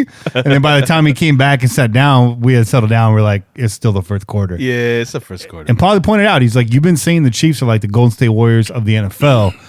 These guys can be down 21 and come right back in the game. No, and that was the thing that I was thinking about. I was like, these motherfuckers peaked too soon, right? The Texans peaked too soon. Like they peaked in the first quarter. We still got 3 more quarters to play. Yeah, what you know what I mean? No, you know what? That ain't even what happened though.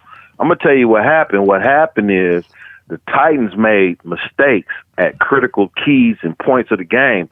The coaching made bad decisions, and the plays didn't happen. They should have scored instead of scoring a field goal. If you wanted to put your foot on the throats, you had to be up 28-0. Yeah. Well, I will say that the decision to go for it on fourth down was critical. That fake punt, that was some bullshit. That was. You did that to yourself.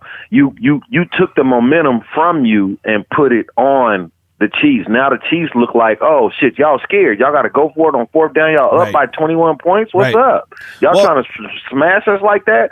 No, what they should have did was kick the fucking field goal. You know what I'm saying? It just went up and just let it alone instead of trying too hard. You show the team we have to go extra to beat y'all instead of being like, this is what we do. We out here. That's a good point. This is what we do. That's a good point. And that's not what they did. And they lost. You know the what, though? momentum totally switched after that. I think you know what I'm saying? I think that the momentum actually changed before then. So when they were up 21-0 and they were 4th and 1 and they were gonna go for it, right? And they're trying to rush in the play and they weren't able to get the play in on time, and then they had to settle for the field goal. That's when momentum changed, because you could see the panic in the coach's fucking face. Like, he knew how serious it was to get as big a fucking lead as he possibly could on the Chiefs. And the minute that kind of like the communication failed or whatever it was that kept them from getting that playoff, you could almost see it. Like he was ultra disappointed that they failed to get that play in. And absolutely, you see that if you're on the field and you're the Chiefs and you see the coach that fucking concerned about the fact that they weren't able to get that play in to go for it on fourth down, then you know he doesn't trust his team. He doesn't have that confidence. There was some desperacy there. Yeah. There was some desperacy there. Yeah. That's what I'm saying. They should have just went for the field. They should have just called the field goal team out and went for the field goal. Went up 24-0 like it wasn't nothing. Instead, they went to try to we're going to fake, we're going to go for it and this and that. And then, now we're going to kick a field goal. You showing fear. Mm-hmm. Yep. You know what I'm saying? That's what I'm saying. When they was up 21 and they should have just went out on fourth down and kicked the fucking field goal, went up 24-0 and came back out like it wasn't nothing. You know what I'm saying? I thought it was they didn't do that. Thought it was a bitch move by the coaching staff though with that fake punt. Your special teams crew has been getting it done all afternoon. Don't get too cute. Punt the ball down there. If anything, chances are you're not getting another return for a touchdown or a fumble return for the touchdown. Pin them back. You know what I mean? Yeah. Put your team out on the field. But yeah, they thought they had the momentum, which you never really have in someone else's house. You really don't. Well, you know what? I think at that point, especially not in the first quarter. No, right. No, not an Arrowhead. That place is loud. I think he started out coaching himself, bro. He overthought it. He was trying to make too many fucking big moves too early, too soon. Play the game out. You got a lead. Now try to fucking work that lead and see how the game plays out. Yeah, the Chiefs were coming back. They were firing off, but don't help them. Don't help them in that situation. Play the game the way you've been taught. And that is, when you have a lead, start running the fucking ball. Start fucking eating up clock. Start fucking pushing the time and put the pressure on them, because they're at home. They're the ones that should be winning this game. Right? And I think he panicked, man. He saw himself up with a lead and he just didn't know what the fuck to do. Unfortunate, man. Did too much. Yeah. Did too much, too fast, and the Chiefs, that 20, they scored 21 points in the second quarter. That looks familiar to me. So, Four touchdowns. Didn't he score 4 touchdowns?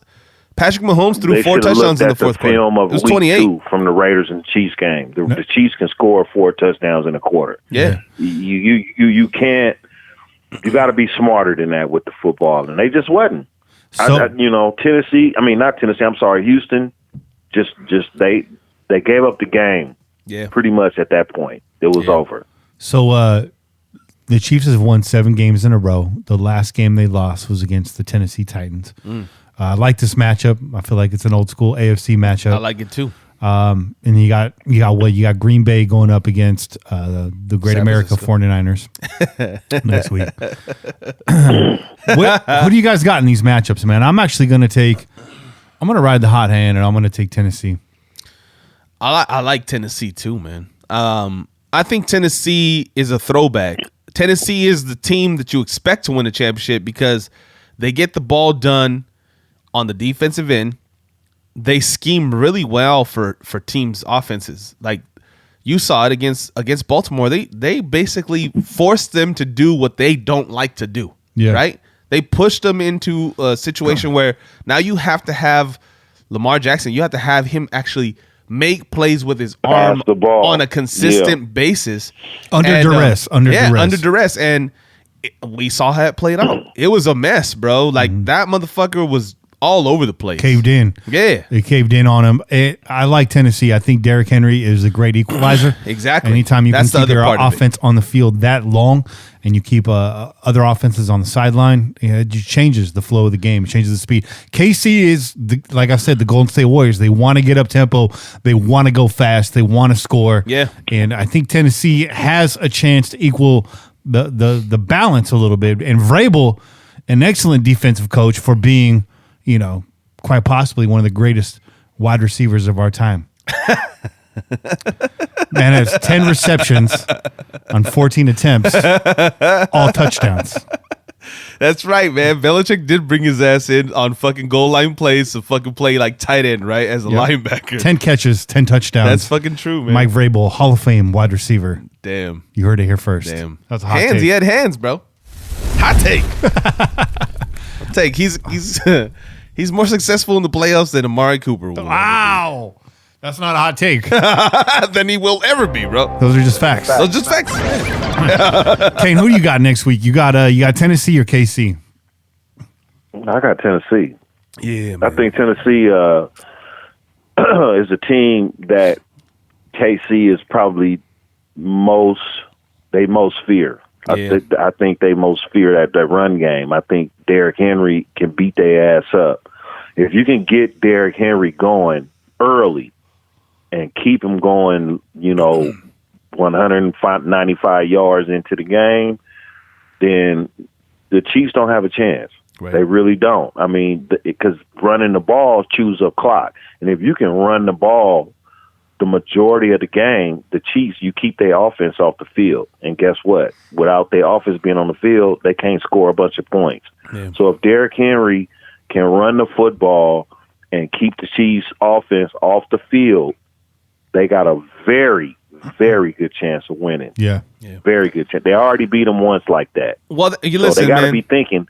They got to be thinking like, hey, this motherfucker already ran over us Yeah. for 195 yards once before this season. Mm-hmm. So they got to be thinking that. They got to be thinking about we got to stop Derrick Henry. And then if they do, guess what? If they load up the box, Tannehill is on fire right now. He is, man. You know And what I'm saying? the protection's So been if he really can good. get A. Brown going, if he can get, the tight end is pretty good right now. Jonna, or whatever his last name is. His name is Yeah, Jonnu. Yeah. Jonnu. Yeah, he can make some plays. You know what I'm saying? So it's gonna be a rough game for Tennessee. It's not gonna be easy unless Tennessee is scared. If they come out playing, that scared team's of not scared, Kansas bro. City, then they're gonna lose. Yeah, they're not No. scared. It's just Those motherfuckers are confident, bro. If you saw the end of the game on Saturday, you saw everybody like fucking businessmen just handshaking. Like, good job. On to the next one. Like, this is what we expected. They're very confident right now. They feel like they can shut down any team that they play, and they feel like we got the like Kenny said, we got the equalizer. We got Derrick Henry, who's gonna bust your ass and get 4 yards even when the play is not the way we expected it to. And playing in KC in that cold weather, Tennessee is pretty cold out there right now itself. Yeah. And I think that actually favors Tennessee because in the fourth quarter, in that weather, You run the ball. No one wants to tackle that guy. in the first quarter, you got a big motherfucker running at you, and it's 20 degrees outside. Boy, You're already cold, and your bones is already freezing. Yeah. And you got a motherfucker running up on you 20 times a 6'2", game. 6'2", 260 after a while, pounds. that shit gonna be that ain't gonna be too easy to tackle. Nah, You know what I'm saying? So that's a man right there, bro. That's How wild would it be if we that's got what I was kind of hoping from Marshawn Lynch today. I was yeah. hoping Marshawn could beat down the Green Bay defense with his running skills, but Yeah, Green Bay's like third pretty much, rushing defense in the league, rest though. in peace, Marshawn Lynch. He got it done at the goal line, though. Let's give some respect. But yeah, Green Bay is like number 3rd in rush defense, I think, in the NFL. Quietly, Green Bay did fairly well on defense this year. So that's the other matchup next weekend, right? Green Bay going into Santa Clara to take on the 49ers. That game, to me, can go either way. Aaron Rodgers can step up and become vintage Aaron Rodgers, but how does he get away from that San Francisco pass rush? That's the big question mark to me. Can they contain the three-headed monster of the rushing attack? The stats say that they can, but can they? I don't know. And one thing I am confident about is Green Bay forcing Jimmy G into some bad decisions. We've seen Jimmy G force it all year. Every game, 2 to 3 passes that should be interceptions. It's the playoffs now. Those should-be's have to turn into bona fides. So that game can go either way. You already know who I'm going to be rooting for in that game. My family has Green Bay Packer ties. I'm not a fan of the 49ers fans, their fan base. If your fan base was different, maybe we can talk because you're a Bay Area team, but your fan base is trash. Fan base is garbage. I don't want to fucking hear about it. Fuck the 49ers. Yeah, absolutely. Fuck the 49ers. I got and love. They fans. All of them. I got love for the A's and the Giants. I root for the and Sharks. to all y'all motherfuckers that don't live in California that's talking about y'all gonna root for the 49ers, fuck y'all too. 'Cause y'all don't know nothing about what's going on up in the Bay Area. We don't fucking root for the 49ers here. You understand? We don't root for the 49ers. If we are Raider fans, and we don't fucking root for the 49ers. Nope. So for all you motherfuckers talking about I'm a root for the 49ers, fuck y'all. You can unfollow me on Twitter and all that shit because I don't want a 49er fan following me. Fuck y'all. You know who roots for the mean 49ers? that shit from the bottom of my motherfucking soul. Fuck the 49ers. You know that lady that won the pick'em poll this year by picking the teams because she liked the mascot? She's a 49er fan. That's your Niner faithful right there. She's a 49er fan. Oh man, did y'all see that tweet that went out of the Vikings fan changing his jersey to a fucking to a Kittle jersey in the middle of the fucking playoff game? Get the hell out of here. That's the kind of fans y'all got, man. There's Niner players. Well, real quick before this goes away, fucking 49er fans come out the fucking bandwagon, fucking closet. And fucking, as soon as they win 2-3 games in a row, here come the 49er fans trampling. You motherfuckers don't be around when they ain't winning. That's it. You motherfuckers ain't shit. When the Raiders wasn't winning 0-10, it was still 50,000 motherfuckers showing up in the stadium. We wasn't complaining about the sun and the heat on one side of the motherfucking field. Fuck the 49ers and they goddamn fans. No, listen, period. man. You gotta be from the Bay Area to understand that shit. Yeah, absolutely. You know? The exact same way you see me on the feed is how I've been walking around goddamn town today, okay? Like, we don't hide our fandom. I got a fucking license plate that says Raiders. I got fucking Chucky fucking hanging from my goddamn mirror. We're out there every day showing who we represent, win, lose, tie, whatever. That's not Raiders the case. till we die, baby. Niner fans will win, lose, or tie. Raiders till we die. Niner fans will be quick to put up that brand new fucking flag that they bought yesterday once they fucking make playoffs or once they get a win in the playoffs, and you're gonna see a lot of that. You're gonna see a lot of that. But real quick, I want to shout out my lady who just donated some money. Thank you, Vicky. We appreciate that. Thank you, babe. Appreciate you. We wear our fandom on our sleeve. I got a sealed criminal record. You open that up, a bunch of Raider stickers fall out in that envelope. Yeah, like, oh, he's just a Raider fan. No wonder we have this sealed up. Yeah, well, people be fucking looking at me like, oh, but your guys' team didn't play that well today. Why are you just cut up on me all open Raider? and Raider gear fall out my motherfucking skin? Because I'm a real motherfucking Raider fan. That's why. You know what I'm saying? Yeah, you cut us open, fucking silver's gonna pour out our fucking veins. Okay, we ain't hiding our fandom. It doesn't matter if we got blown out by fucking 40 points. You're gonna see us in a goddamn Raider jersey, Raider shirt, Raider hat. If I'm wearing my Raiders gear, after a loss, that's me telling you, say something. Yeah, say something. Open your goddamn mouth. And we sold out on a Thursday night football game. That's right. In the middle of the week when motherfuckers got to go to work on Friday. That's right. We sold out. We 0-10. And it's raining. Fuck the 49er fans. They don't do that shit. Yeah. They don't do that. They're all No, showing they up. don't. Everyone's scrambling to buy a Niner T-shirt before they head to their first ever home game this season. Yeah. It's whack. Yeah. It's real whack. Real quick, because I think this is appropriate time to drop this. Uh-huh. I was just hanging out with my boy Okay. yesterday. Okay. He's a Niner fan. And we were having This is the small guy, right? Yeah. It's my boy George. My boy George. the Shout high- out my boy George because he supports. He supports. He's a short guy with the high ceilings. Every time he Yeah. goes to change the light bulb, it's an episode of Fear Factor. No, hey man, how you gonna do my boy like that? Your boy's a Niner fan, but dog. he did say that he didn't like the fact that the height of his doors were too tall. Because how's he supposed to hang a fucking hook on the door and get his towel down? But listen, Motherfucker brings a step ladder out to the mailbox, and he's over here complaining about the door frames. Yo. No, but listen, man, this is my dog, man. This is my dog. This is my brother from another mother. But no, listen, we were sitting there, we're conversing about football and our fandom and our teams. And this motherfucker, he told me something else, and I told him, I was like, yo, straight up, dog. I'm about to go and do a show tomorrow. I'm about to say this shit on there. And he said, you go ahead, man. You go right ahead. Because what I'm telling you is exactly how I feel. What'd he say? He said, I am a Niner fan. Okay. And I hate our name. I hate that we're called the San Francisco 49ers. What's the alternative? I don't know. What's the alternative? I don't know. You tell me, Kitty.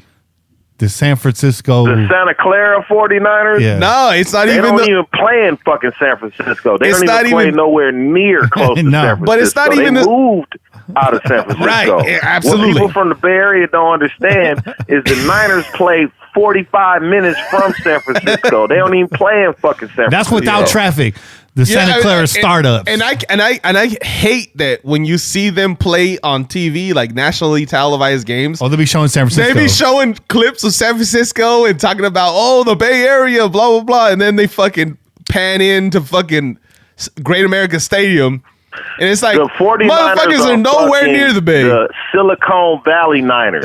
That's what they should be called. They should be the Silicon Valley. 'cause Silicon that's where Valley. they play. They should They be the play right there in Silicon Valley. Silicon They're Valley. right The next Rams to play. all The Rams Yahoo play in and Silicon Google and all Valley. the other little companies out there. That's where they play. They don't play in San Francisco. Shout out, yeah. Grimy ass 3rd Street where Those I are work motherfucking at. Where facts, all bro. I'm gonna hit you with niggas that is. facts. They don't play over there no more. That shit is gone. That's done. They play in Santa Clara. That's a fact. Yo, your boy Kenny said, They real put- quick, hold up, pump the brakes, because the team that plays in Silicon Valley is the Los Angeles Rams. The Niners play in Silicon Valley. Oh man, My let's listen. bad. Okay. Real quick though. I mean, what should we call these motherfuckers? Because like you said, they're now in Santa Clara. They're now we like to joke. We like to call them the Great America 49ers. But if for the name 49ers is trash, which we all agree with, I'm agreeing with you, dog. Like you don't like your team's name, I don't like it either. But if you want to call them somebody else, what are we gonna call them? Santa Clara what? Startups. .coms. You can name them after the roller coaster. You call them the Gold Strikers. That's close to 49ers. It's close. The falafel cakes. The funnel cakes. The Santa Clara churros. Churros. The roller coasters, because they're right next Yeah. to Great America. Call them the roller coasters. Oh shit! Oh man. What team plays in a parking lot of a fucking amusement park? What other team does that? What other team It's the only team, plays bro. right? I got to go to a Great America, and every time I get out of my goddamn car, I got to look and see the 49ers station. Yeah. I mean the stadium. That shit just Yeah. it make you not want to go to Great America. Every time I get on Top They Gun. fucking Great America sales up. Every 'Cause time I- Raider fans ain't fucking with that Every- shit. I don't every- even want to go in the parking lot. Every time I get on Top Gun, the drop, right when you get to the top of it, you can look down in the Levi Stadium. And I'm always dropping the bird on the camera when I come down the roller coaster. 'Cause fuck that stadium. You play in a giant Target department store. Anyways, to wrap this up, the way the Pillaging podcast has it right now, and biases are in full play here. Yeah. It's looking like a Green Bay, Tennessee Super Bowl as far as we're concerned. It's the way we'd like to see it. I mean, that's what I would. God. I would love to see that, but I do not see Green Bay beating San Francisco. Let's be real. But to be honest, a Niner Titan Super Bowl or a I think Niner. Aaron Rodgers is better than Garoppolo. I think Aaron Rodgers is that factor of that game. And I think Aaron Rodgers can go into San Francisco and beat the 49ers. I think he can. If Devontae Adams has a good game like he did tonight, right? Seattle got a good defense, man. That they ain't no joke on defense. No, you know what I'm saying? I agree. And they went out there.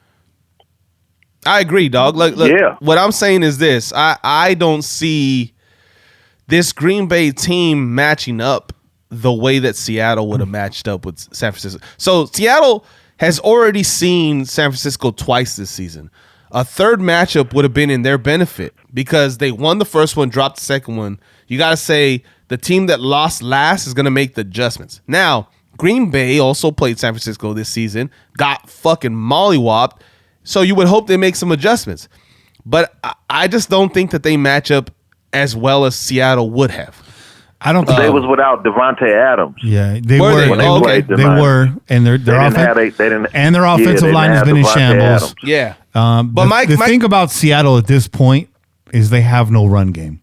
Mm-hmm. They got nothing. And so that alone gives Green Bay a bit of an edge. Yeah. But can Aaron Rodgers play against the pass rush of the 49ers? My question is, can they protect Aaron Rodgers from the pass rush? Right. Because we saw what they did this weekend against Minnesota. They got all up in Kirk Cousins' ass, and they can do nothing about it. Okay? But Minnesota line wasn't all the way healthy either. Well, but you know what I'm saying? but Green Bay's isn't that great either. That is my thing. Like I don't see any Pro Bowlers on his offensive line, bro. Like, yeah, you have Devontae Adams, but you have to have the time for him to run his route and get him the ball.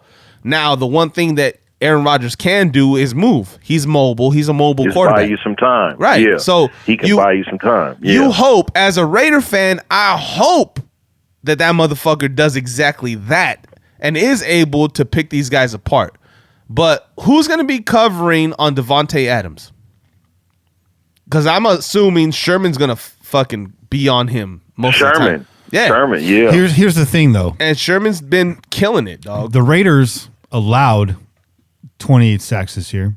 Mm-hmm. Okay. Yeah. The Packers have allowed 29. The definitely not the bottom of the league. Right. You know, I think they're ranked like sixth overall in the power ranking for sacks allowed. So, and even at his age, Aaron Rodgers slightly more mobile than Kirk Cousins. Oh, absolutely. I was saying going into this weekend, you know, I got a Niner fan in my ear. I was like, you know what? I think you guys are probably going to handle Minnesota. Kirk Cousins has done well this year, but he's stiff as a board. Yeah. He's stiff as a board. And he's not mobile. He's not mobile. Yeah. He's not going to run around. If he's going to look at his reads, and if they're not there, and you got the sack is there, he's going to take the sack or throw it out. Right. You know, he's at his age, quarterback. Aaron Rodgers this year, we saw him throw was like a 25, 30-yard touchdown pass out of like a 3/4 arm slot on his way to the ground. Yeah. When his receiver had like 0.9 yard separation. Everyone's seen the commercial. Yeah. Right? Yeah. The next gen stats commercial. Yeah. So Aaron Rodgers can still get it done at that level. Really, if you're looking at just playoff experience, I'd give the nod to Green Bay. But how disappointing is that for sponsors? Now, I will say, you know, if it's a Green Bay Tennessee Super Bowl, that's pretty lackluster. Nobody had those teams circled at the beginning of the season, unless you're a Green Bay. You know what? As a Raider fan, would love it. It would be cool. Would love it. It would be cool. Yeah, of course. Because the two teams you hate anything catch but the L. the Chiefs, 49ers. Because I ain't watching that. I'm gonna tell you right now. I'm not watching that. Hell no. I'll tell you what. I don't give a fuck. State Farm. I don't want either team to win. State Farm is pushing. I don't want either team for a to Green win. Bay, Kansas City Super Bowl. Yeah, right. Because those Aaron Rodgers, Patrick Mahomes commercials. Yeah. You know, they'd be on fire. You're right. We'll see what happens. We have another conversation to attend to. Well, I initially called you about is Raiders have a bevy of unrestricted free agents going into 2020. At the top of that list is Daryl Worley. Kane, are you bringing Worley back at the age 25? No. Are you bringing Worley back? No. No, we can do better. So right now, your lone We can starting corner. At this point in my Raider juncture, as far as cornerbacks are concerned, we can draft a better cornerback than Worley. Worley is serviceable. If you bring him back, he's not the starter. He's a good tackle. He's aggressive. He can tackle. Hold on, pause. Covering Pause. is suspect. Pause. You know, because I agree with everything you said, but just to circle back, let me put a bow on the last discussion. I've talked about this before, and Hardcore Raider been bringing up really good points all night in the chat. Really quick, before we move on from the Super Bowl talk, I'm just going to say this. I'm going to leave it out there. The NFL is all about storylines. Mm-hmm. And I was talking about this a lot when we had the Ravens-Niners Super Bowl. Not to bring up the Niners again, but I had that year I hosted a Super Bowl party at my house, and it was pretty much all Niner fans and me. It was my lady at the time. And you were laughing your ass off. I was laughing my ass off. But I was telling them going into the game, I was like, look, the NFL is all about storylines. Yeah. What's the storyline in this game? The brothers going against each other. Oh, Colin Kaepernick and the Niners coming at it. I'm like, no, it's not that. It's not the brothers.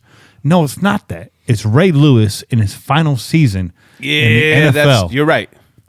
He will go out as a Super Bowl champion because that whole year was all about Ray Lewis. All about Ray Lewis. You're right. It's all about storylines. You had the Patriots. Do we need to put on our fucking tinfoil hats right now? Post 9/11. Yeah, hey, we can go all the way back to the Tuck Rule game, bro. Yeah, I swear to God, during the Tuck Rule Post 9/11, when we had the Tuck Rule game. Post 9/11, you had the Patriots winning, right? The NFL wants the Patriots to win the fucking Super Bowl because the 9/11 shit. Yeah. That's where you wouldn't be nothing fitter than to have the red, white, and blue team win the Super Bowl. In his final season, Kenny, it's all about storylines. It's all about who we want. And look, the NFL ushered. Let me get to my point. They ushered the Patriots into the Super Bowl that year. Yes. You know what I'm saying? Yes. Let me get to my point. Peyton Manning in his final year as a quarterback who won the Super Bowl. Peyton Manning. Storyline this year on the anniversary of the NFL's 100th season would be a throwback to Green Bay Packers, Kansas City Chiefs Super Bowl. It's the anniversary of that Super Bowl. Ooh. Storyline like a motherfucker. You know what I mean? And who won? That was the first Super Bowl? Super Bowl number one. That was Super Bowl number one. Yeah. Oh. Number one. Conspiracy? Yeah. Hey, put on your goddamn tinfoil hats. Put on your tinfoil hats right now because we're going deep. Let me get Alex Jones on the line. Get Alex Jones on the line right now, Kenny. How fitting would it be that 60 years later we got the Super Bowl one matchup? Oh my God. I didn't even think about that. You know what I mean? Man. And who won that Super Bowl? The Green Bay Packers. The Packers. Hold on, we got Alex Jones on the line. Yeah, this is Alex Jones calling in right now. Just kidding. That sounded terrible. That sounded horrible. Bro, you do the voice by yourself. You don't need no audio help, bro. You do the voice perfect by yourself. That sounded terrible. But yeah, so I'm glad you brought that up, Hardcore, because I saw that flash on my feed today. I was like, you know what? NFL storylines, they always seem to overcome everything else that's going on. Just follow the storyline. It's a fucking novella, in the NFL. So, anyways, and you know how predictable fucking novellas are. Yeah, very, very. So let's get back to the conversation we were having. Darryl Worley, everything you said about Worley, I agree with. What makes me nervous is you got Trayvon Mullen is the only corner left over. So where do the Raiders go to pick up that corner? Now, it's too early to talk about free agent acquisitions. There's a lot that's left to wash out before free agency officially happens. A lot of these guys might get re-signed and extended. So it's too early to talk about who we're going to bring in and who's available that's out there. But does that make you at all nervous having Trayvon Mullen being the only guy? Because I almost answered that for you. Having Worley back as the number one makes me nervous. Yeah. That makes me nervous. Look, man, we can definitely, don't be upset, Raider fan, if we draft, or if the Raiders draft a cornerback with one of them first round picks. Just don't be upset. You know what I mean? It makes sense. It really does to me. The defensive line is a strength. And people like, oh, we need another defensive tackle or whatever. No, when you think about defense, you're thinking about the back end of the defense. Mm-hmm. That front of that defense is pretty good. You playing. You need another linebacker because we don't play 3 all the time. So you definitely need a true middle linebacker, somebody that can play sideline to sideline, and then you need another cornerback. You definitely need that. You need the corner. If we absolutely, if you draft a cornerback in the first round, I ain't mad because you need it. Real quick though, because I'm looking at the chat and your boy Mean519 and he was supported by 3 Rings Raider is saying, yo, Isaiah Johnson, 6'2", ran a 4.45, and we're hearing that the Raiders are big on him. Okay. Yeah. And he's the best kept secret right now. And we can sit here and say, well, if they're big on him, why didn't he fucking play? But we also saw Mullen sit the bench until Garyon was gone, right? And then all of a sudden he came into play. So there's potential that we might just have 2 young cornerbacks that might be taking over that starting role coming into this next season. Possible. And if that's the case, if the Raiders do see that potential in those guys, if Gruden, if Mayock, if your boy PG say, no, these are our guys going in the next season, then I think they completely avoid cornerback. If anything, I would say that what the Raiders might actually need is a proven cornerback, right? A guy that's already been doing it for a few years, and this guy's a fucking guarantee. Maybe pay him a little bit of money. Jonathan Joseph is going to be available at the end of this season. Okay. Okay. Yeah. We need somebody. I don't feel comfortable with Isaiah Johnson being the bona fide 2 behind. I would imagine Trayvon. But listen, being I don't feel comfortable with 2 rookies either. But listen, real quick. How comfortable were we feeling about Mullen before he started? I mean, we were comfortable. I watched him play at Clemson. Okay. I was very comfortable. I liked Mullen. I liked the idea of Mullen. But there was a part of you that was questioning why wasn't he starting from the get, right? Because you had Gary and Conley. Yeah. Right. No, but you can't. He's a first round pick, so I agree. Absolutely. Show the league that if you're trying to trade him, you can't show the league that he's not your guy. I agree. You got to let him start and then trade him like, okay, we don't need him because we got somebody behind him. I agree, but I think it's also learning, right? So you also gave the dude enough time to get himself up to speed mentally to what it is to be an NFL player, right? So you have this guy, you say, this guy's talented, he is the guy, but we want to let him sit, get himself schooled up. Meanwhile, we let Garyon Conley play.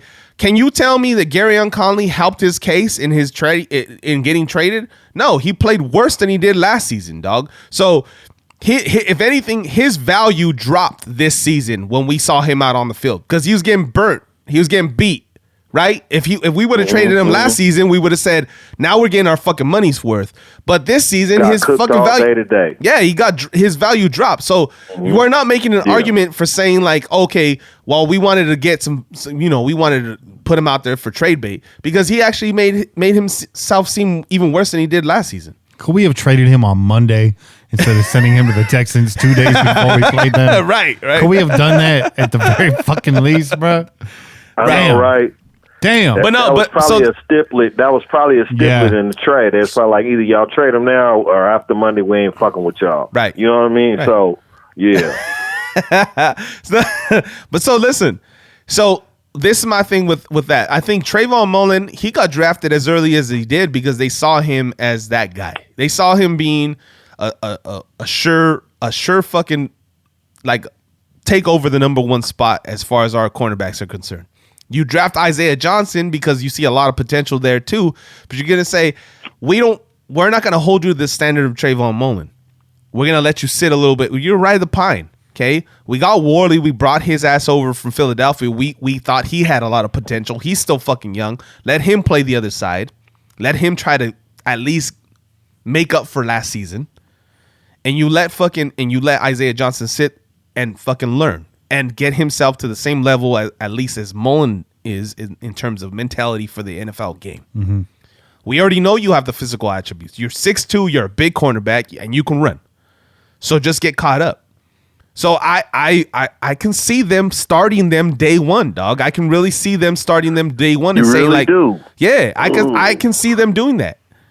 And saying like, Worley, okay, we're done with you. John Gruden is not John Gruden is not like rookie. You're right. He's not a rookie guy. You know what I'm saying? But they're not rookies.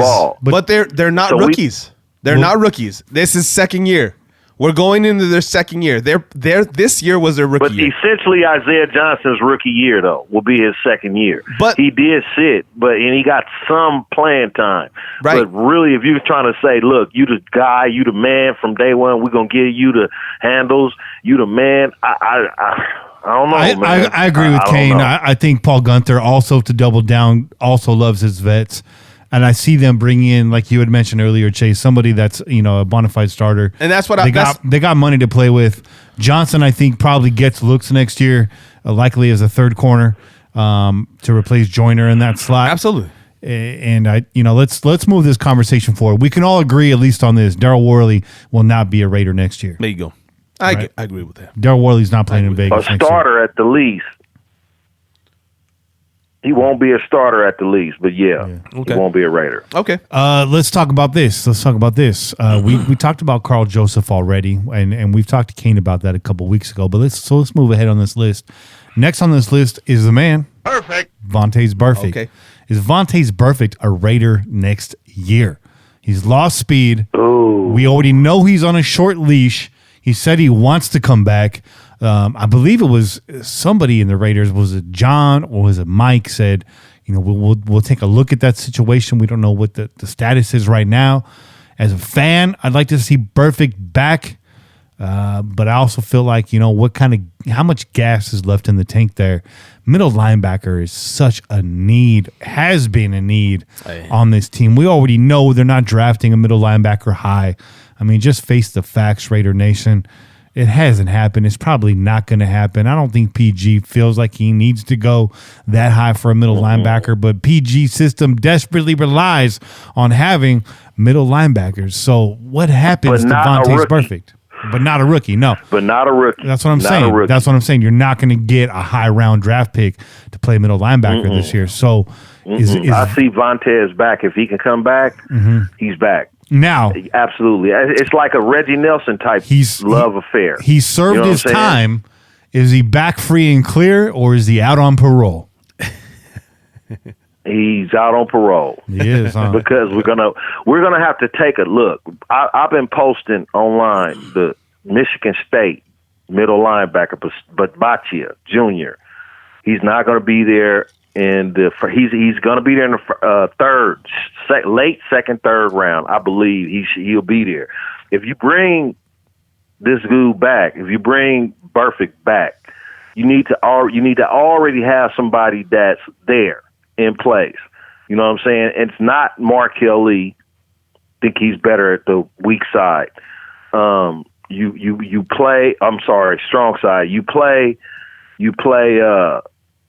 Burfict, and if he fucks up and gets kicked out, then you got your third round to come in ready to go.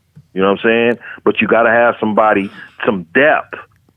I'm not saying don't bring Burfict back. I'm saying bring Burfict back, but you need depth. That's what the problem with this team is right now. We all saw that throughout the season, throughout the whole roster.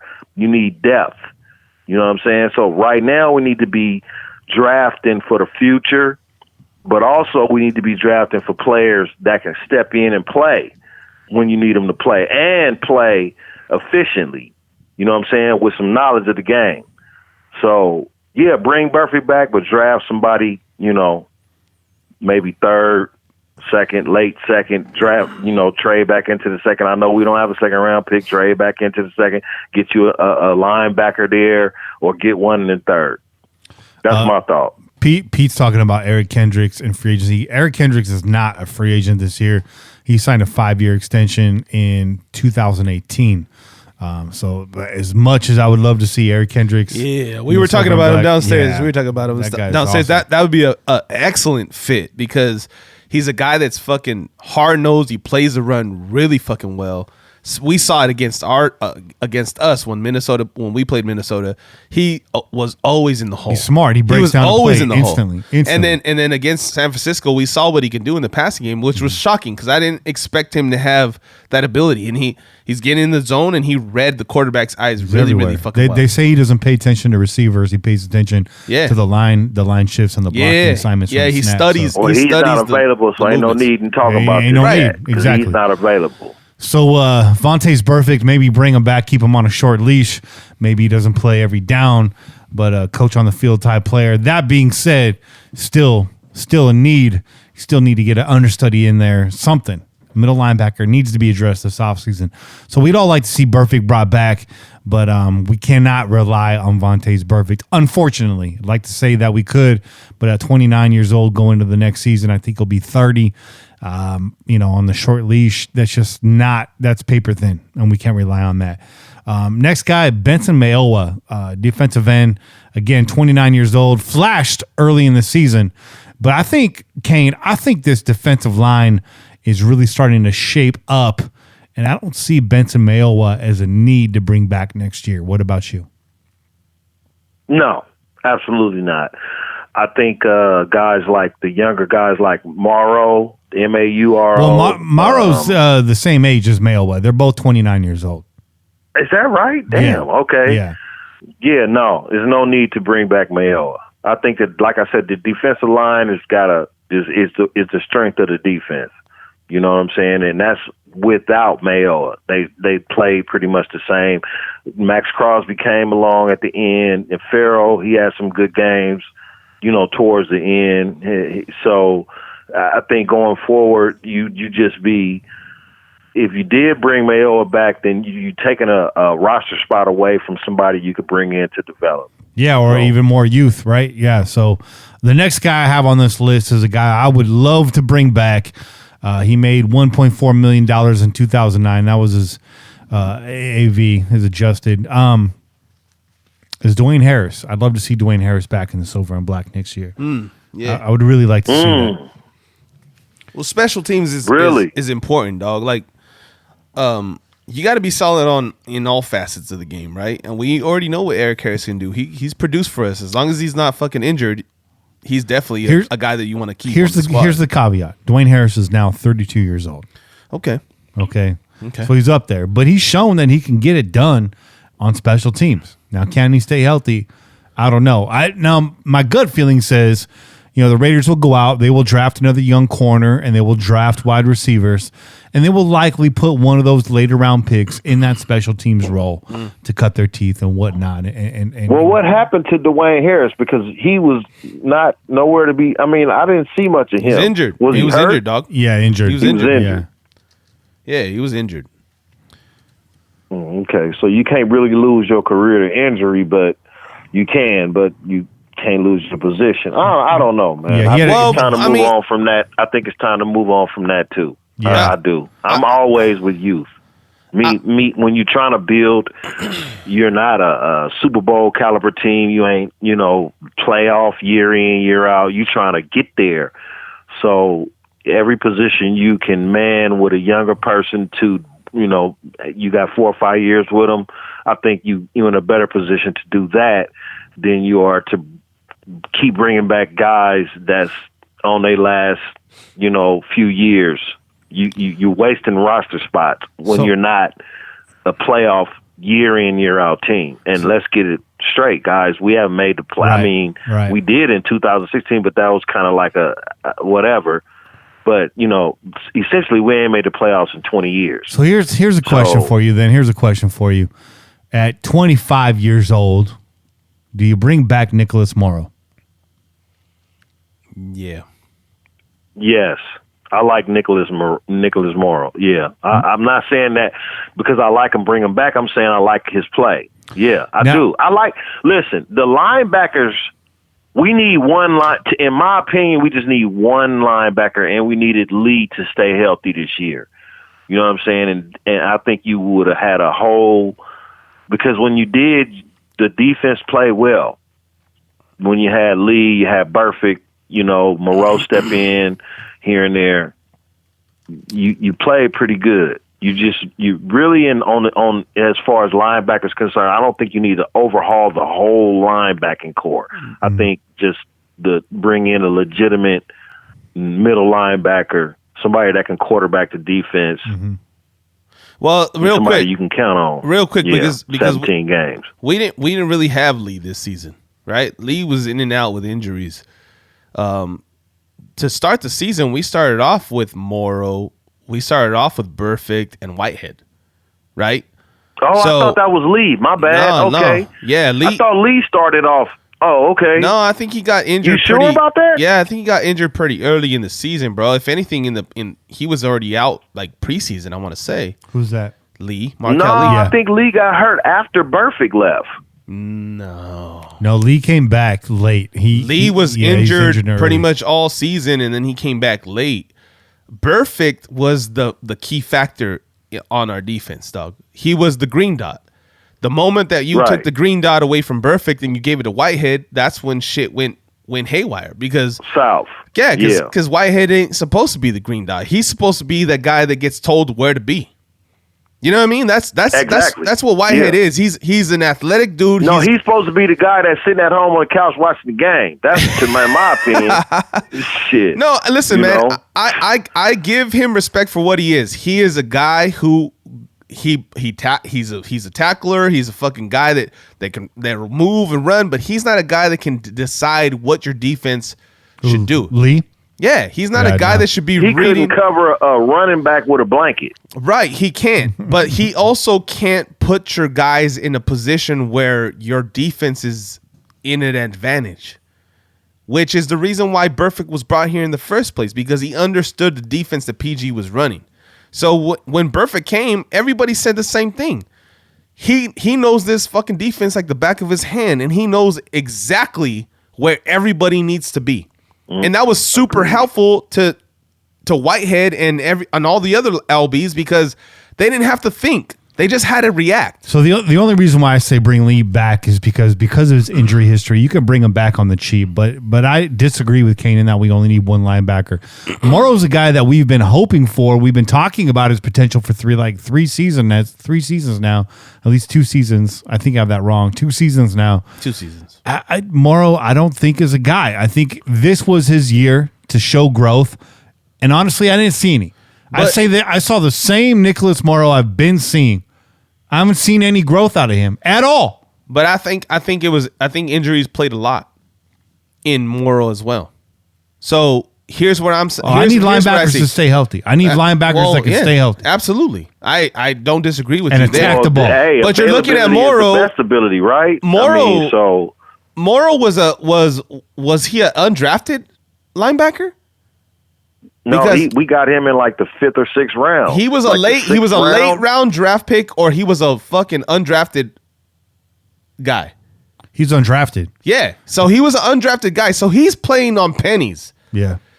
And if you have a guy that has that much potential, we've seen it as far as his coverage abilities. He made $500,000. Yeah. If you have a guy that's playing on that cheap amount of cost to your team, you have some other guys that are, they're older, or they've been on this squad for a while. They were actually drafted, and they're getting paid a little bit more money. This guy at 25 years old, he's 25? Yeah. At 25 years old, in his second or third, going into his 3rd season, and he's shown you at times that he can be a good coverage guy. He's got some speed. He gets around really well. He gets to the ball really well.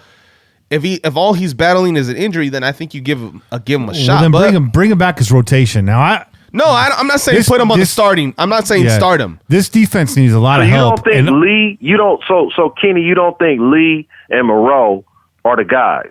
Is that what you're saying? Based on their injury history, they're not guys we can rely on. So no, they're not the guys. They're guys. They're not the guys. This defense needs a lot of help, and all of it is at linebacker. This defensive line is coming together. This secondary is starting to shape up. We need help in the middle of the field. We've been getting gashed in the middle of the field for over a decade now. And until the Raiders decide to finally break the mold and say, we're going to spend some money and some draft value at the linebacker position, this defense is and will continue to be absolutely fucked. But listen, I say this. But I say this about will you agree that with Burfict and Lee and Moreau, or with whoever Moreau started with Burfict, we was playing good defense. We were right? playing okay. And so it was that one person. Like you said, that factor was Burfict. So if that was the case, then injury can't be really played into your decision on why we should get rid of Moreau and Lee. Except you guys already agreed Burfict is on a short leash. Without injury. Lee has an injury history, and Moreau has not played up to potential. And we all agreed that linebacker is the weak spot on the defense. So bringing these guys back as the guys is not the answer. Hold on real quick. Because These guys are not the answer, guys. I'm sorry. I'm not going to sit here and argue with you guys and say we're going to bring them back and everything's going to be hunky-dory. These guys are not the answer. We've been rolling the dice on this for years now. They are not the answer. We need help at linebacker. I'm going to say this. These guys are backups at best. I'm going to say this. I'm not arguing They're with you. backups. I'm not arguing that they're not backups, dog. But you're talking about potential. You're talking about an undrafted person. Okay, this is an undrafted player, a la Jalen Richard. The value to the team and the amount of performance that you've gotten out of the player goes into play, right?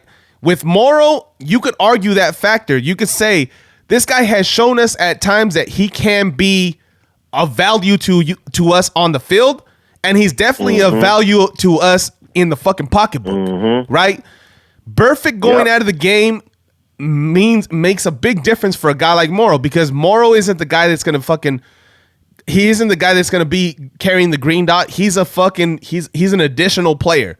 If you have a guy that can tell him exactly where he needs to be, and all he has to do is focus on his athleticism and be able to perform what he showcased in that undrafted season, then I think he is a good guy to carry on. A guy like Whitehead isn't, because he costs us a lot more money, he can't carry the green dot. Who's the guy that's going to show him where to be?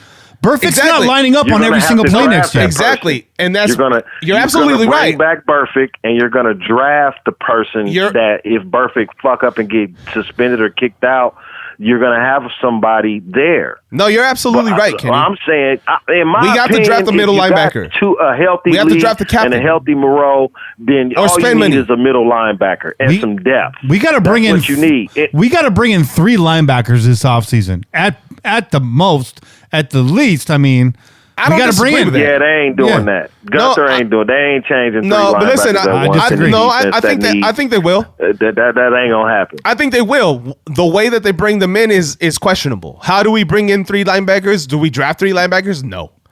Do we finally fucking take the step to draft a fucking number 1 linebacker, a middle linebacker that's gonna carry the green dot? I think you try to do that. I hope they fucking try to do that. Finally, we've been begging for it for the last few seasons. So absolutely, Kenny, you're absolutely right in that aspect. Or you go out and get a guy that's fucking proven.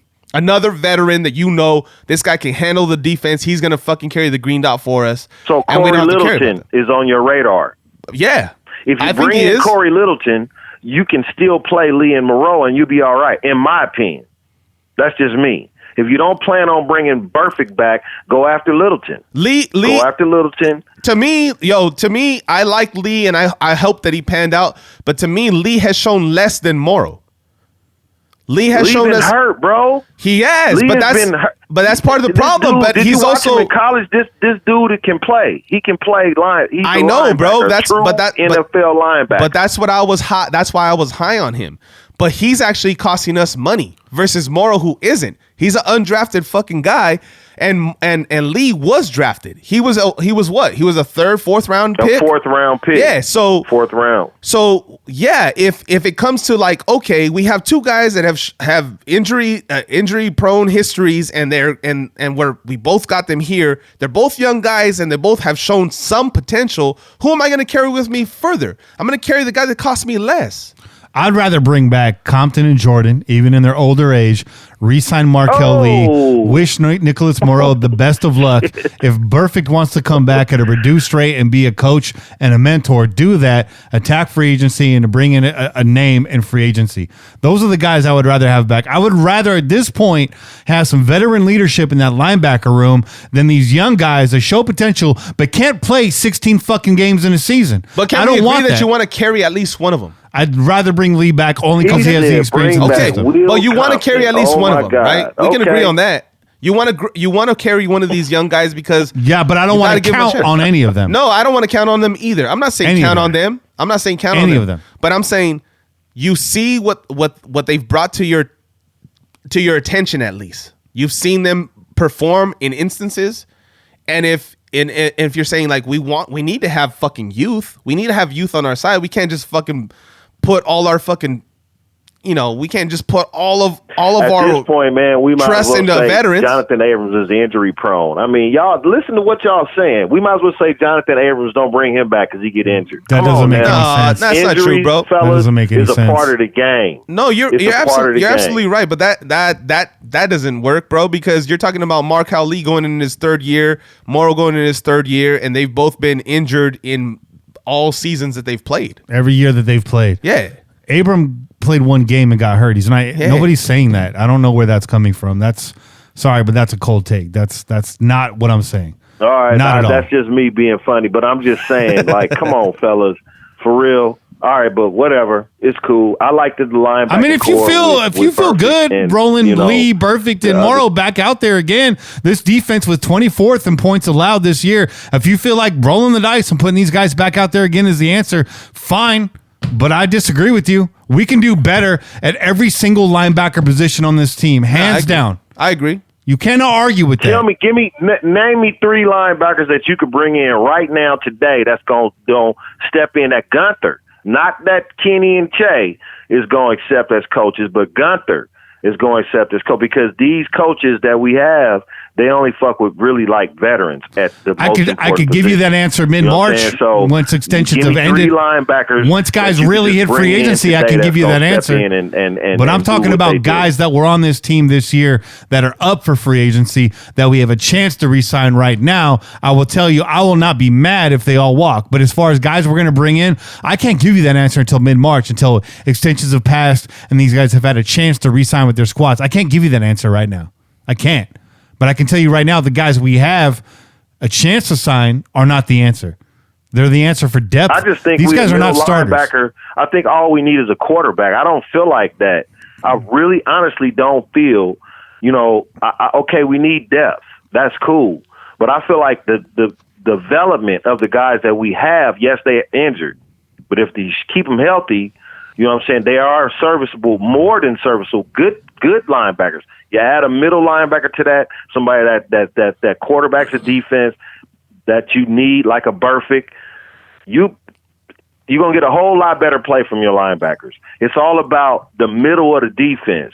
And the middle of the defense, when I say middle, I mean just that quarterback, the person that with the green dot, like y'all say, that's who we need. Because when we lost that's when the whole defense kind of flustered. With serviceable linebackers and a top-notch middle linebacker, somebody that can run the defense, we were okay. Yeah, 6-4. But you know what, man? I'm just saying. I have to agree with Kenny to this point that I don't see what can we base saying that we have a 3 linebacking starting core off of. We can't base it off of anything, man, because these guys haven't been there. You can base it off of 6-4. When we played Indy, look at the Indianapolis game when you had everybody healthy on defense. Right, but that's one game, dog. You can't base long-term situations off of one game performance. That's crazy. Why can't you? Because it's one game, bruh. It's one game. You have to see. But that's your team. That's your roster. But on bro, the field. That's the team you fielded. That's the team you said in your mind as a defensive coordinator. But listen, that this my defense right here. So you're telling me as long as one player performs in one game, you're gonna roll with him and call it consistency? I'm saying as a whole, as after 10 games, the team was 6-4 with the defense the way it was before Burfict left out. Yeah, That's bro, what I'm but that saying. shit was after 10 games, nobody was complaining. But that about shit was the rotating.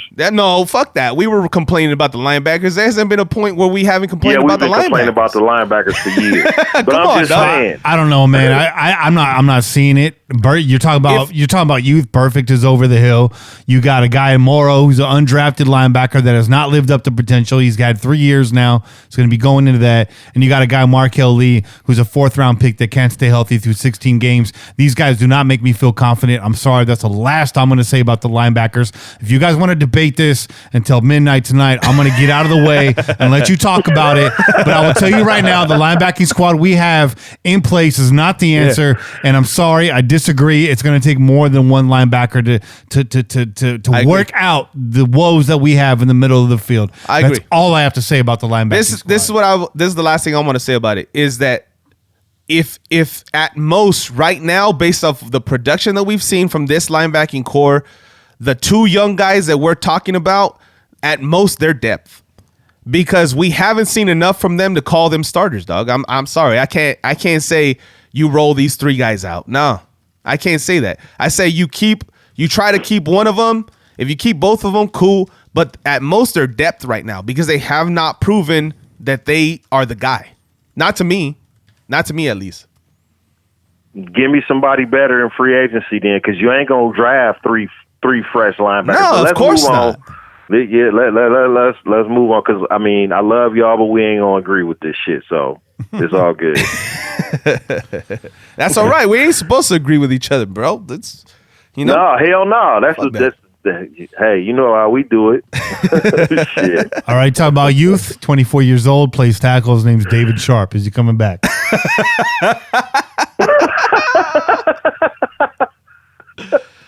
Oh, all right, I'll give you some other names. Oh, man. Run that question by me again. You said you're all about the youth movement. David Sharp, he's 24 years old. He's an unrestricted free agent. He plays tackle. Yes. Bring him back. Bring him back. Okay. Yes. All right. No. There we go again. Fuck that guy, man. I say bring him back only because tackles, it's hard to find. Well, and size at that size. But fuck, man. Come on now. I seen David Sharp get his ass beat too many times. But, I mean, who's the other guy? Brandon Parker? You know who didn't see it? They're the exact same guy. You know who didn't see it? Who? David Sharp. Oh, that's cold. Ooh, that was a low blow right there. Wait, who went by me right now? Who was that? I don't know if that was 95, 96. All right, here's 2 questions. The first one, we're not getting into the Carr thing again. Let me set that rule. We will not mention Derek Carr in this discussion. But your backups, Mike Glennon and Nathan Peterman, are both free agents. Okay. Nathan Peterman's been stashed on IR all season, and we saw what Glennon looked like in a real NFL game this year.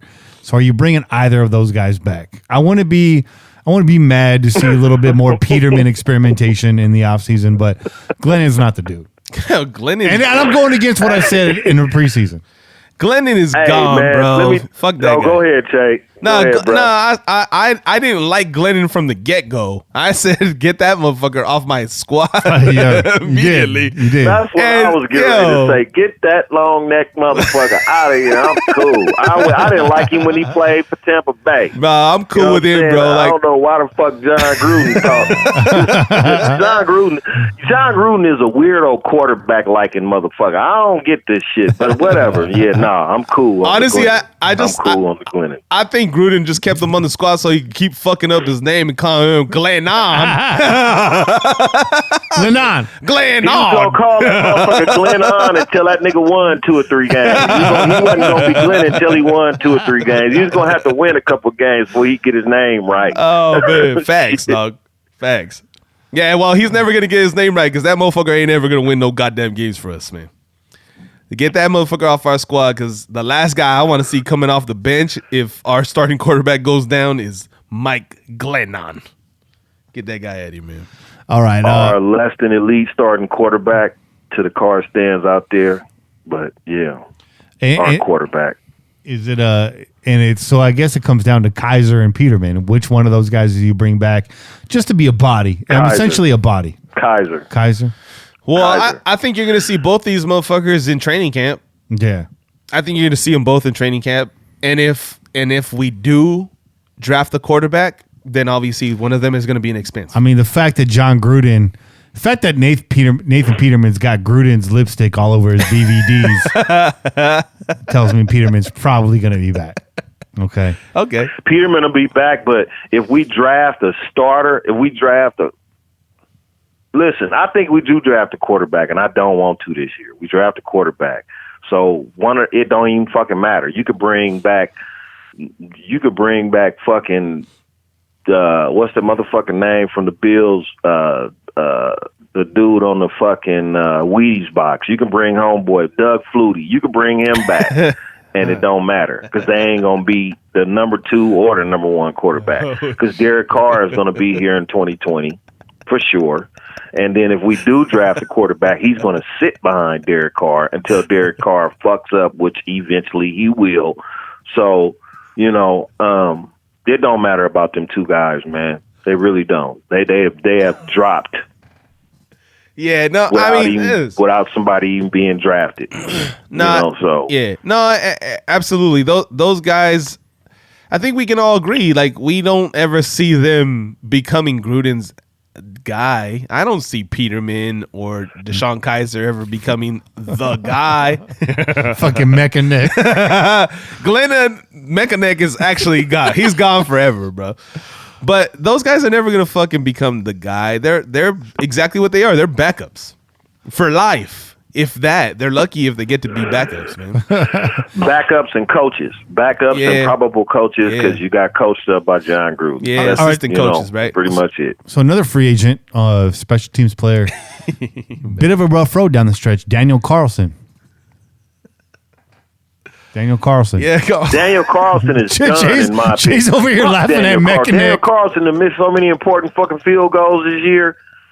Y'all can't get it right. You should have just kept Janikowski and said, you know what, let's just bring in somebody and just train them behind them. Because Janikowski right now today probably would have made more field goals than Carlson missed. So I'm just saying, Yeah, you're right. No. But it's time to bring in another kicker. But do you trust Seabass to stay on it when he's in Vegas, though? Because I see Seabass like fucking gaining an extra 30, 40 pounds. Just partied.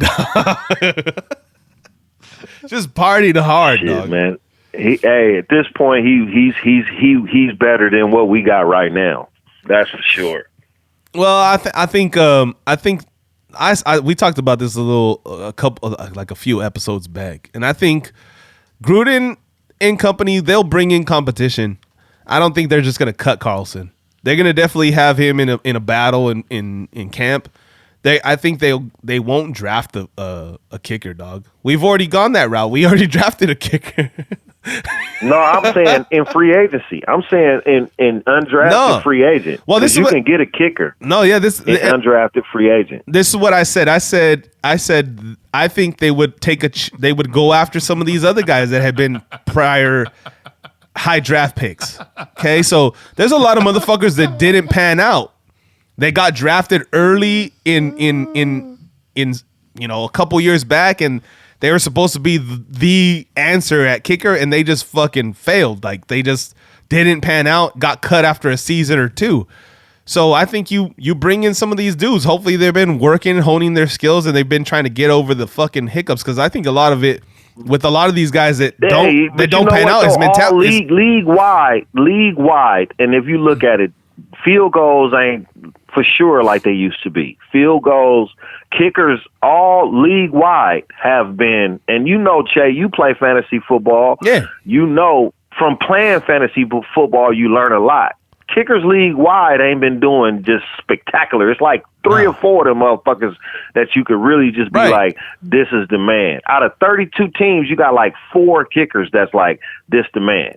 But listen, this league wide, kicker is not really important to teams anymore. I just don't see it unless you're a team that you're gonna need the field goal to help you win games. If you're a team that scores touchdowns after touchdown like Kansas City or Baltimore or whatever, you don't really need a kick. Your kicker is not of your importance. Well, You know what I'm I would say this, man. I would say this. I wouldn't go as far. I wouldn't go as far as saying that they're not important, because I think you need to at least have some consistency.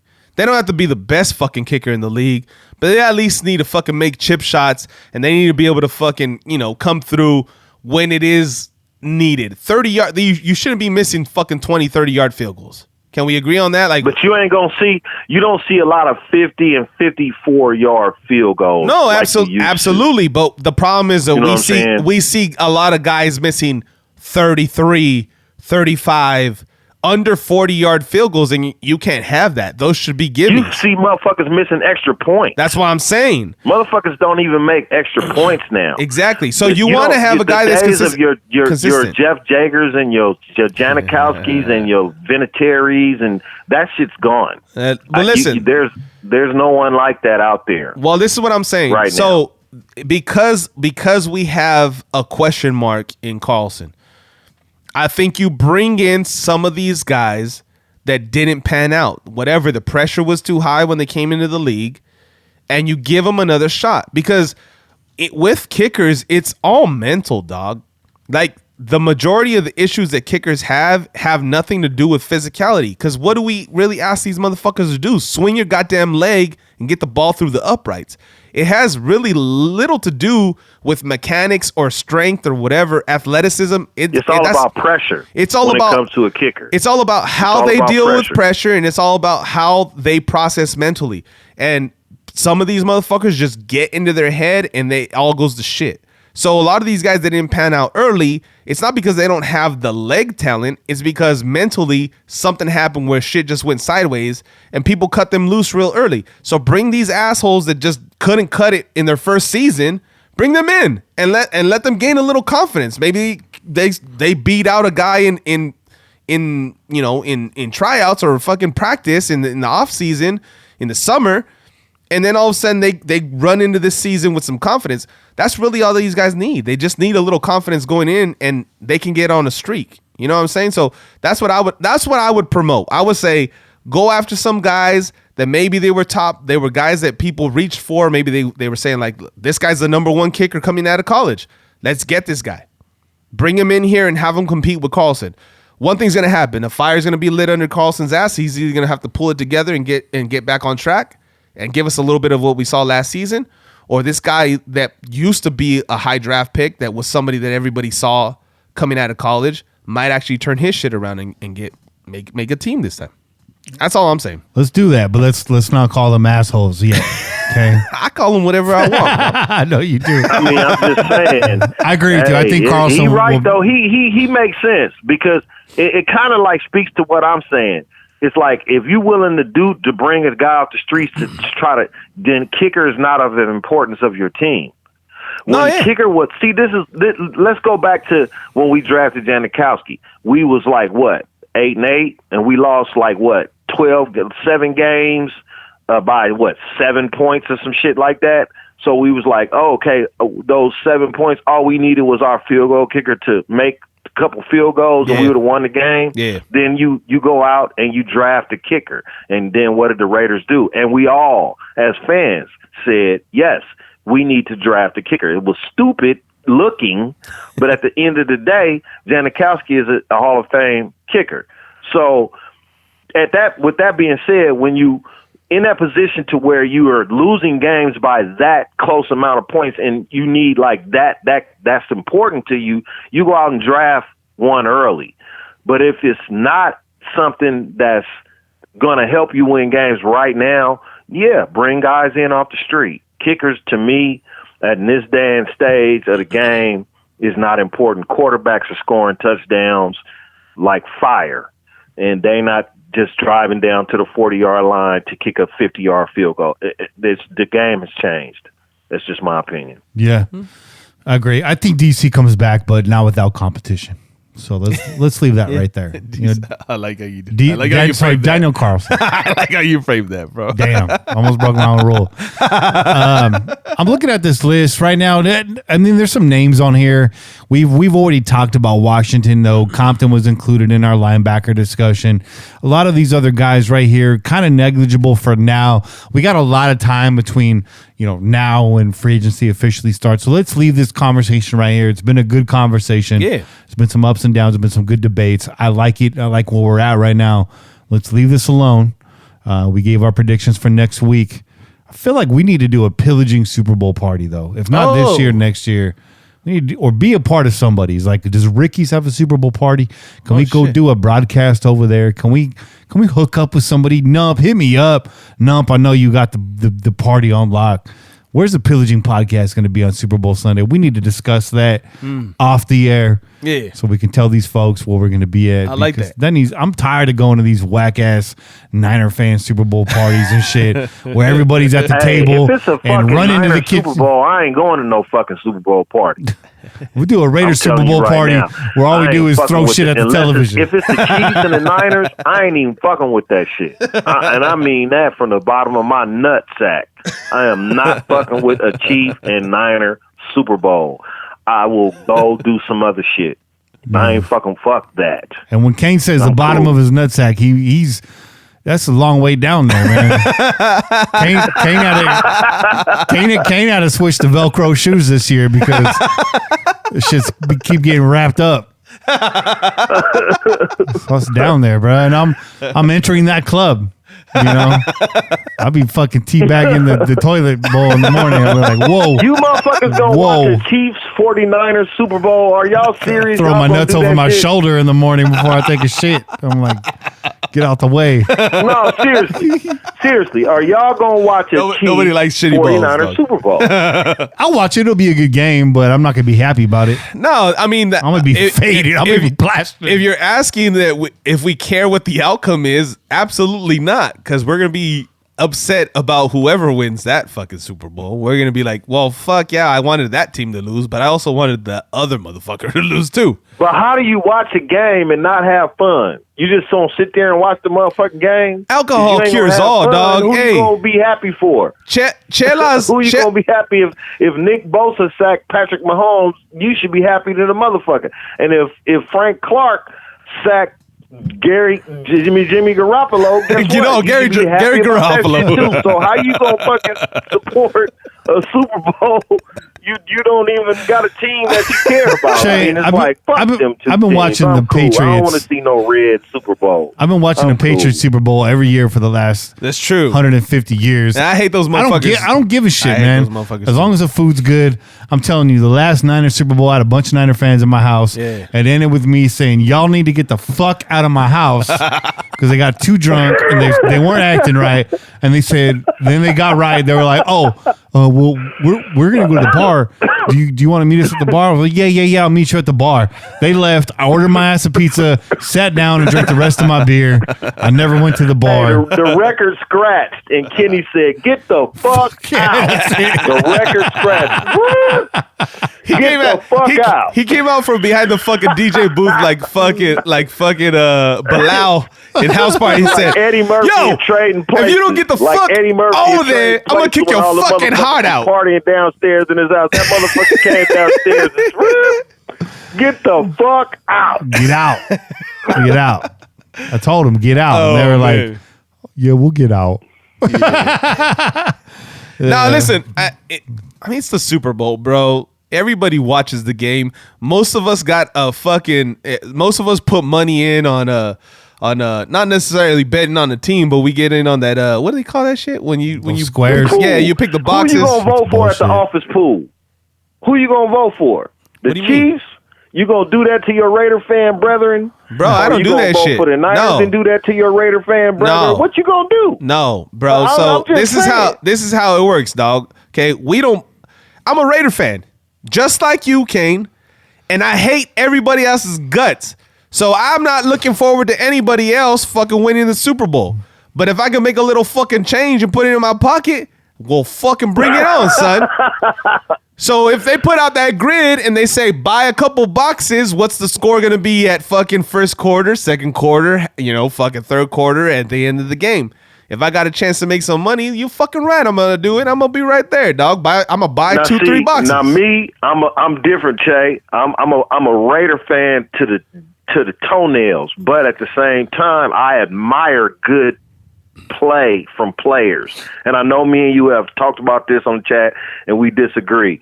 But if it would have been the Texans or even if the Titans make it, there's going to be a player that I'm going to say, oh, you know what? I'd like to see that motherfucker get a Super Bowl ring because my team ain't in it. They wasn't in it. They didn't even make the playoffs.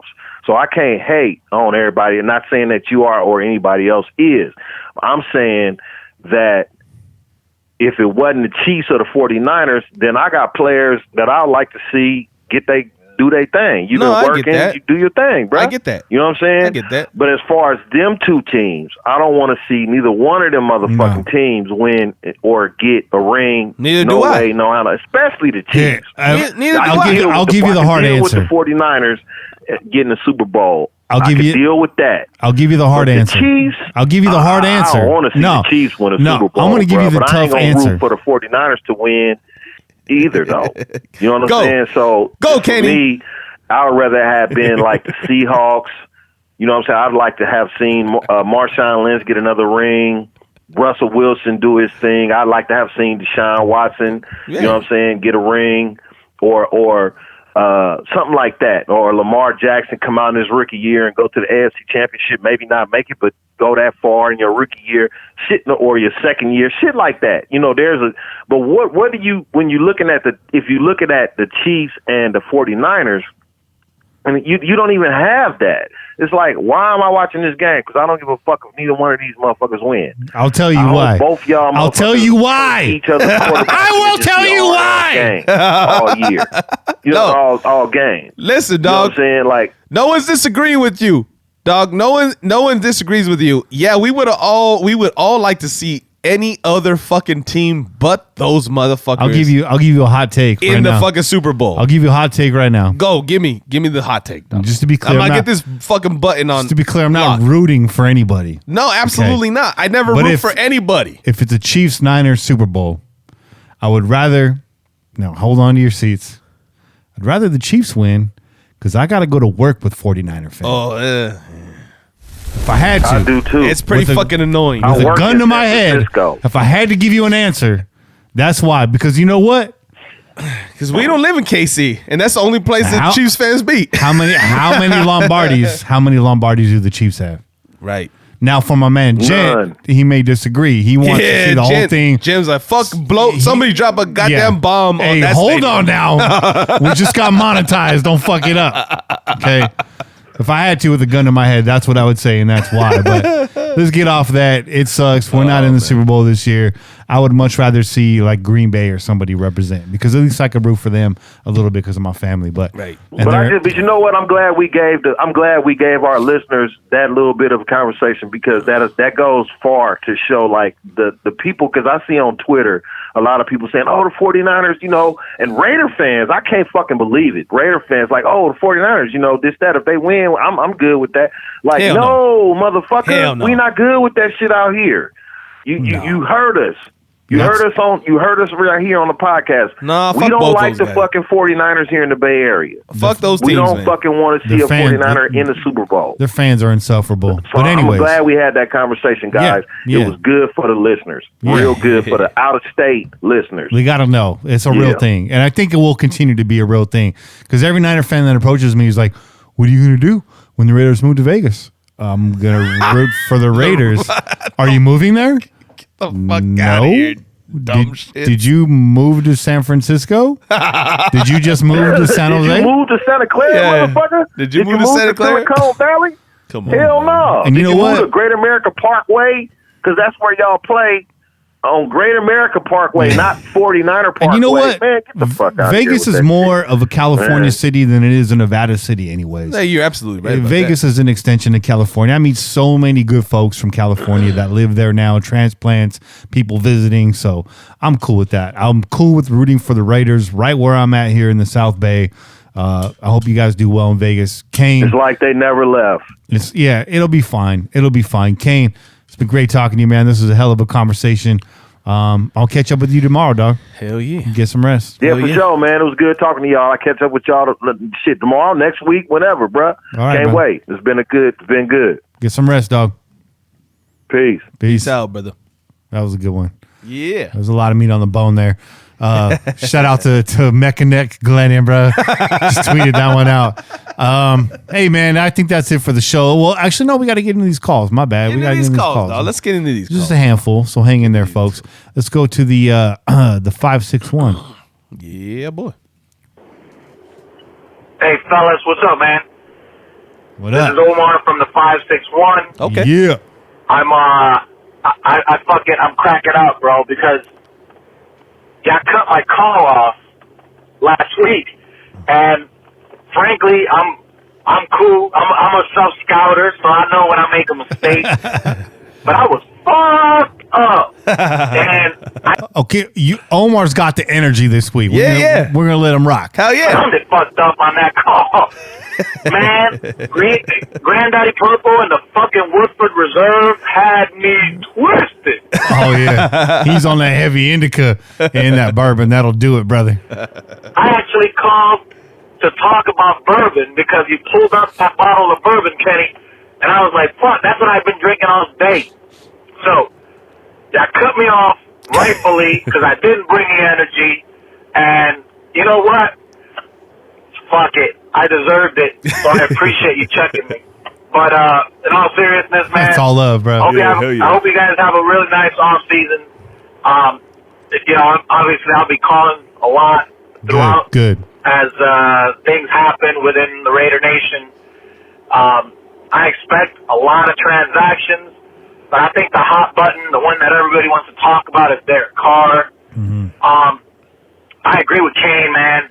You ride with that motherfucker in 2020, but something's got to give, right? We're going to have to play some chips. I don't necessarily agree with giving away the farm for Trevor Lawrence because, frankly, I don't think we'll get to that point where we can actually get him. But I wouldn't be opposed to giving away a little bit, to get into a better position to draft an impact player at quarterback at some point, whether this year or next year. Yeah. But yeah, man, all's good. I appreciate you cutting me off one more time. I'll make sure to bring the fucking energy going forward. That you can absolutely count on. Good. Once again, this is Omar from the 561 West Palm Beach, Raider Nation. I'm out, man. You guys take care. Yeah, Omar. That was a great call, Omar. He was right up Hell against the yeah. time deadline, and it did not feel like it. It was like a Quentin Tarantino movie of phone calls. It was long, didn't feel like it, kept it crisp, kept it moving. Regarding Lawrence, I mean, just to reset this take, we're not going into it right now. Yeah. It's just going to take a lot in 2021 to go get him. Right now, that QB draft class looks to drop off significantly after Lawrence. So that means, his value is even that much more.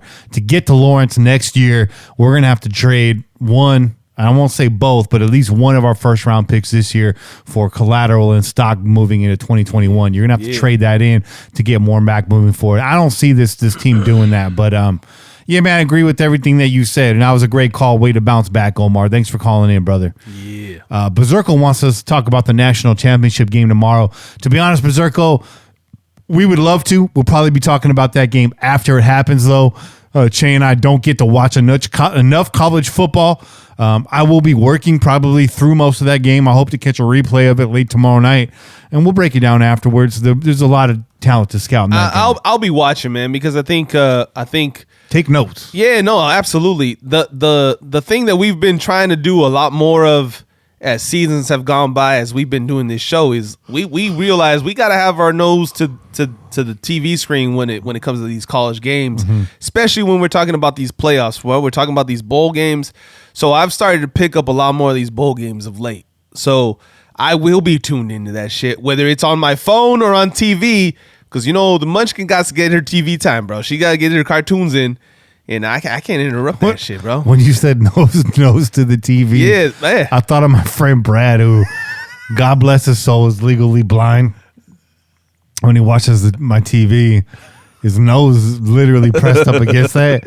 And then afterwards, there'll be these little, like, distorted little dots of moisture on my TV. I'm like, bro, dude, blow your nose before you come watch TV. You be rubbing your fucking snots, your mocos all over my fucking 47-inch TV, bro. What do you say? What did they say? Chill. Let's go to the 360. No, shout out, Berserko. That was a good one. Let's go to the 360. This is a two-parter.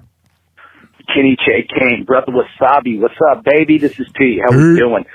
Anywho, so I gotta tell you guys something. I was a little distant, didn't get to call in last week, and haven't really finished up the episode, but I'm on the Nessie Award section of awarding Richie Incognito with the most underrated Raider of 2019. And baby, I agree with you. No doubt. Yeah. So if this episode is about free agents, what I got to say is this. I am a number one fan. I am a number one fan. I'm a number one everything. Bring Cujo back. Unless we got to pay him premium, supreme free safety money, I think we can get the guy raking in at about $8 million a year. Another thing I'll add about free agency, and this is my defense, and I know not everyone's a big fan. Watch a lot of hardcore Raider lately, shout out. Then watch a lot of Watts Raider lately, shout out. And I gotta say this about my man Curtis Riley. Why I think we should bring Curtis Riley back is, as an L7 on special teams, and as a dude that's a flanker on punts, he got it done this year. He did his thing, and I love it. That's what's up. Like, that's... if we can get Curtis Riley on the cheap, I don't think he's going to start safety anywhere else. And, who doesn't want to go to Vegas? Anywho, so free agent prospects, I got to say this. So, as I've stated before, I'm a resident of the Northwest, and I got something to say, even though about Jadeveon Clowney. And my man, he just got hurt watching this game, but I got to tell you something. I pay attention to the press, pay attention to local sports radio, do whatever. And I got to say this. Seattle don't want to pay him. We're talking about adding more defensive linemen. I'm a Clowney fan. I'm for it all day. And then, if I'm Mike Mayock, situation number one to help out Josh Jacobs is I'm taking a Safeway bag with 3 cash signs on it, loaded with $100 bills, and slamming my phone up against it when I call Derrick Henry's agent. Because I'm sorry, we really should invest in saving, our guy, Josh Jacobs, making it better. And I'm all for plussing up the run game. And another thing, this is about draft, and I can't wait to get in draft season. I'm a draft nerd. I'll do a live call-in. Hit me up anytime. But what I'm saying is this. We've been complaining about linebackers for a few years, and did I get really mad when we drafted Cleveland Farrell instead of Josh Allen or Devin White? Yeah, I did. But here's the whole deal. The Isaiah Simmons cat out of Clemson. Watch the national championship game. Just watch it for me. And I'm going to tell you right now, my man, who wears number 11 for Clemson, is about to bolster himself up to a top 5 pick. And this is some little podcast listening, little I have no life, I'm a Bachelor Raiders fan type info that I've... It's not over. He was on one. Let's go. Google lady done got me again. Kenny Che Kane, brother Wasabi, what's up, Pillagers? This is Pete. Anywho, so what I was saying about the Isaiah Simmons cat that plays, he's a hybrid safety outside linebacker as I view him. And in my Raider brain, preparing for draft and watching college football, not only do we need a linebacker, but we could use someone like him, and we could also, use to re-sign Carl Joseph. So what I was saying, though, from what I've gathered through listening, is that the Giants, who currently pick at number 3, are desperate to get more picks because they don't have any. They're about to lose Leonard Williams, who they traded for with the Jets, who go back to his USC career. Cherry might have a little intel on this, but when he was coming out of the draft, the year that we drafted Amari Cooper, he so much as said that he really wanted to be a Raider. Now, kicking myself in the ass for, not being Reggie McKenzie and making that pick, but that could happen. Number 2 is this. That guy is so good. Isaiah Simmons, fits a need, would take away 2 worries that we have on defense. From run support and protecting tight ends. I'm going to throw this out, y'all. I'll trade 2 third-round picks in my 12th round, in my number 12 pick to move up and take that cat. Because Lord knows after a couple quarterbacks, and probably all pretty sure 2 was going to the Dolphins, and that the Herbert kid that, you never intel that, John Gruden liked him. I mean, the Herbert guy that plays for Oregon, we never said no that. previous speakings of this at all. It's never happened. But what I'm saying is this, why not trade up for a linebacker if a guy can revolutionize your defense, and if we can pick 19, I'm down for it. I'm not saying give up 30, but I'll offer you number 12 and 2 third-round picks. You'll get a linebacker that could make my defense better. After that, my wish list goes Derrick Henry, Jadeveon Clowney, Carl Joseph, Michael Kendricks of the Seahawks, Danny Trevathan, and go get me a corner. I don't want to draft a corner. Go pay somebody, whether it's Roby, whether it's Harris from the Broncos. I don't care. But those are my thoughts, man. See y'all at 7 tonight or whenever y'all are on. Thanks for having me on. Take it easy. This is Pete. Hell yeah, Pete. Oh, so Michael Kendricks was the Kendricks you were speaking of, bro. From Seattle. Seattle's linebacker. Okay. All right. And Clowney's a Raider for sure. I'd like to see that. But he's fitting in really well over there in Seattle, so I don't know if they let him get away. Solid phone calls right there, Pete. Lots to digest. Really, the big takeaway there is Isaiah Simmons. If you're not going to go quarterback at the top of the draft, absolutely, let's move up and get Isaiah Simmons. I'm actually really not going to be able to watch the game live tomorrow, but that's the guy who's my eyes are going to be on Isaiah Simmons. Yeah.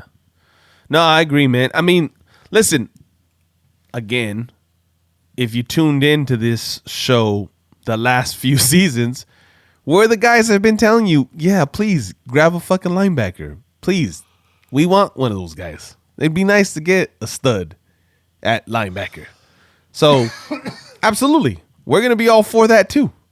But unfortunately, history has shown us that every single time that we ask for that, we don't get it. Yeah. So maybe if we ask for something different, we might we might actually get linebacker, dog. I didn't get a Super Nintendo until I stopped asking for Nintendos. And I got a Super Nintendo. I was I didn't get a Nintendo until I wanted a Genesis. Yeah. Here goes your Nintendo, dog. God damn it.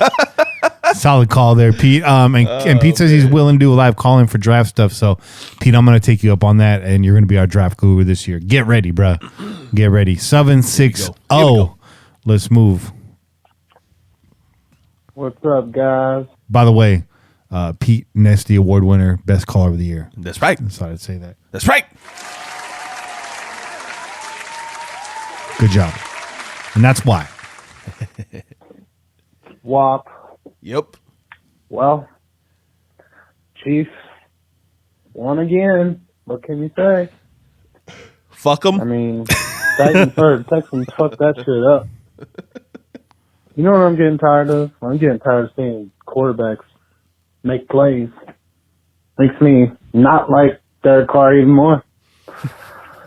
It's pretty embarrassing, really. I mean, it's just I've seen high school kids that do better in the quarterback position than Derek Carr, and yet it's really pathetic to see how many people still back Carr up. You know, I thought cocaine was a bad drug. I thought heroin was a really bad drug. But Derek Carr has turned into a drug, and some of y'all motherfuckers are clearly delusional. You're high on Derek Carr, and it's disgusting and it's sad. You need some help. Go to a rehab. Get some help, because this shit is ridiculous. There is no way in hell that Derek Carr is better than Mahomes. It's not happening. Derek Carr is not better than any quarterback right now. I'd take Paxton Lynch over Derek Carr. He's garbage. I mean, there's nothing else to say. We have 6 years of evidence. You know, if he was a bad guy and we have evidence to prove that he did the crime. I mean, there's people trying to justify him as a good quarterback. You can't do it. It doesn't make any fucking sense. it's just sad. It really is. Life goes on. I just moved out of California and to a colder region, and I'm starting to get used to it, but I'm not used to the cold. I don't like cold weather, but fuck, man, it's 32 degrees out here. This is ridiculous. Other than that, you guys have a good weekend. You know, I'm looking forward to the Titans. I want the Titans to win. I don't really care about anyone else, really. I've become a Ryan Tannehill fan. I don't know why. I just see him as a better quarterback, and I want him on the Raiders. Probably not going to happen, but oh well. Wapo out. You guys have a good one. Peace. Hot takes. Hot takes by Waffle. Waffle, my bad. I hit the wrong one. That Paxton Lynch comment had me in my feelings. Yeah, I had me in my feelings too. But hey, that's Waffle, man. Stay warm out there, Wap. Last call, and then we're gonna get out of here. That's from the 719. Here we go. What's up, Kenny, Che? This is Hardcore Raider. It's the off season. Don't have too much to talk about. Kind of hit the chat a little bit late in the show, but I wasn't sure if you guys talked about the Mayock rumors and whatnot. If you guys had any insight on that, and then since we were talking about the Niners, man, I'm just curious, man. Just to be clear, we have zero insight on anything. Just a lot of opinion. Yeah, a lot of opinion and a lot of beer. Yeah, a lot of chelas. Give us your guys' hate list. Like, you know, like for me, it's Broncos, Chiefs, Patriots, Chargers are about tied, I'd say, for me. And then, like Steelers, Niners. But, you know, I want to know your guys' hate list, for what teams you hate the most. So, Kenny, Che, give me your hate list. All right. Okay. Man, okay. Love you guys. Hardcore Raider out. Okay. All right, so. Shout out Hardcore. In the chat. Out. He's in the chat right now. Shout out Hardcore. Shout out. The show's doing really well. Yeah. Sorry I could not make it on last weekend. I will say this. I don't interact with Chiefs fans a lot. Broncos fans are absolutely insufferable. But at least we've gone back and forth with Denver, and we've made them our bitch more often than not, I feel like, in the recent past. You know, whether our team's good or bad, we've been in some good fights with Denver, and we've laid a 50 burger on them in the last decade. Yeah. Or maybe it was a little earlier than that. The top of my hate list is the Chiefs. Yeah. Above them, I would say in a bracket of their own is the Niners because of their fans, and I live in the Bay Area. Yeah. And their fans are the worst. And their fans that were quiet through 8 weeks this season because they weren't sure either. Okay? So it's the Niners, it's the Chiefs, and then it's the Broncos. I don't think about the Chargers, okay? No. Enough to hate them. I just don't give a shit. All right, I just don't care. And neither does anybody else. Their fans don't give a shit either. I put Phillip Rivers on that list before the actual team. Yeah, yeah, and I like that. You know, a lot of hatred's placed on the Patriots from Raider fans because of the tuck rule.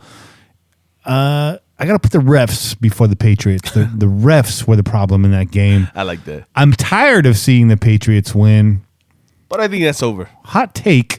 I never really hated them. I just got sick of them. Respect for Belichick. That's fair. I do. That's fair. He's the evil genius. You know, we're supposed to hate Darth Vader. We all love Darth Vader. He's kind of Darth Vader. I won't say I love him. Not at all. But I hate the refs before I hate the Patriots. And I think if you really look at it objectively, you see where my logic's at there. Yeah. So don't crucify me. But yeah, it'd be Niners, Chiefs, Broncos, Phillip Rivers, the referees. That's my hate list. Is that fair? I like that. It's fucking fire, bro. All right. All right. That's good. fire. As long as you like it, I'm cool. That felt good, dog. That kid. I don't even know if I can come up with a better list than that, dog. You can copy my list. So this is what I would say. And Cowboys honorable mention. Fuck the Cowboys. I have no reason as a Raider fan to hate the Cowboys. I just fucking hate the Cowboys, man. This is what I would say, man. I'm gonna put the Chiefs and Niners neck and neck at number one. They're gonna be dual number ones. Neck and neck. Mike Glenn's got something to say about that. We'll trade that motherfucker to one of those guys' teams. Then maybe they take a little bit of a lead. They got a neck up. Oh man, but so I'm gonna put those. I equally hate the Chiefs and the Niners at this current moment. For a long time, I've hated the Niners more than anybody, and that's just because, like you said, we live in the Bay Area. Insufferable, man. I can't stand Niner fans. I'm friends with some Niner fans, but they're actually decent. Yeah. But the majority of them can't stand them. Mm-hmm. And some of them are family members. That's right. I can't stand you. Damn. You've never even talked about those family members, man. No, they're distant. Yeah, they are. I just say. Yeah, they are. No, so none. Let me just say this: none on my immediate side of my mom's family. Okay, we're all Raider fans. Okay, so don't step in our fucking household with some bullshit. We'll fuck you up real quick. So neck and neck, number one, Chiefs, Niners. I'll put the Broncos at 2, just because, like you said, more so than anything, I can't stand their fucking orange color scheme, bro. Like that shit. The FedEx color scheme, cheesy, corny. Yeah. And then I just happen to know a dude that I play ball with, who for a moment in time had a fucking nacho cheese. A fucking Chrysler 300. Oh, yeah. I know that like, color. I know what you're talking about. Get the fuck out of here, dog. I can't believe you would put that horrible nacho cheese Chrysler. Fucking, yeah, bro. Why would you do that? Good luck selling that shit. You got to sell it to a fucking another Broncos fan. There's not a whole lot of them out here. But yeah, so let me put them at 2. At 3, who would I put, man? At 3, who would I put?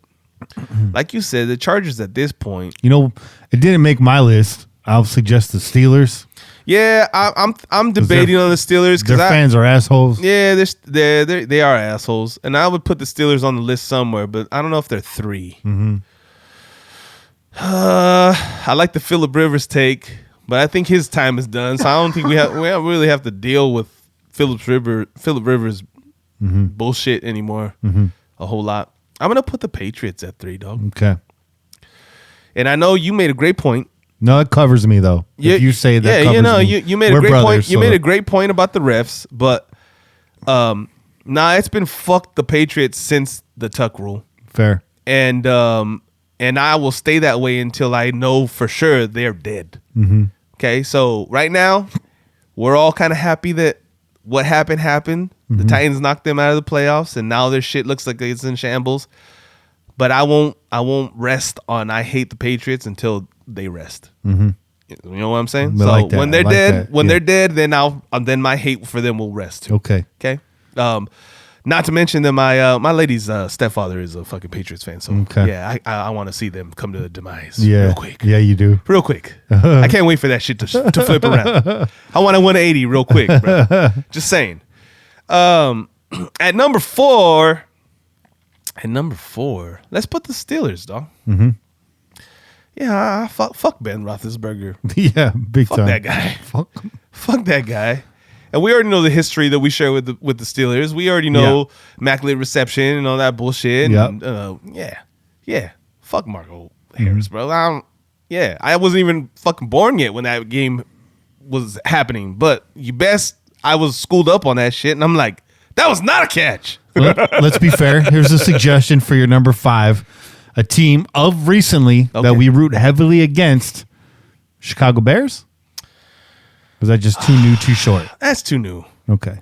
Because just honestly, throwing it out there. Honorable mention. Because honestly, what do I have to hate about the Chicago Bears? Yeah. The fact that they got Khalil Mack on their team? No, I don't really I actually don't hate the fact that they have Khalil Mack on their team. Throwing it out there. They just spent a whole gang of cash on Khalil Mack. They have no choice but to roll with Trubisky for the foreseeable future. Mm-hmm.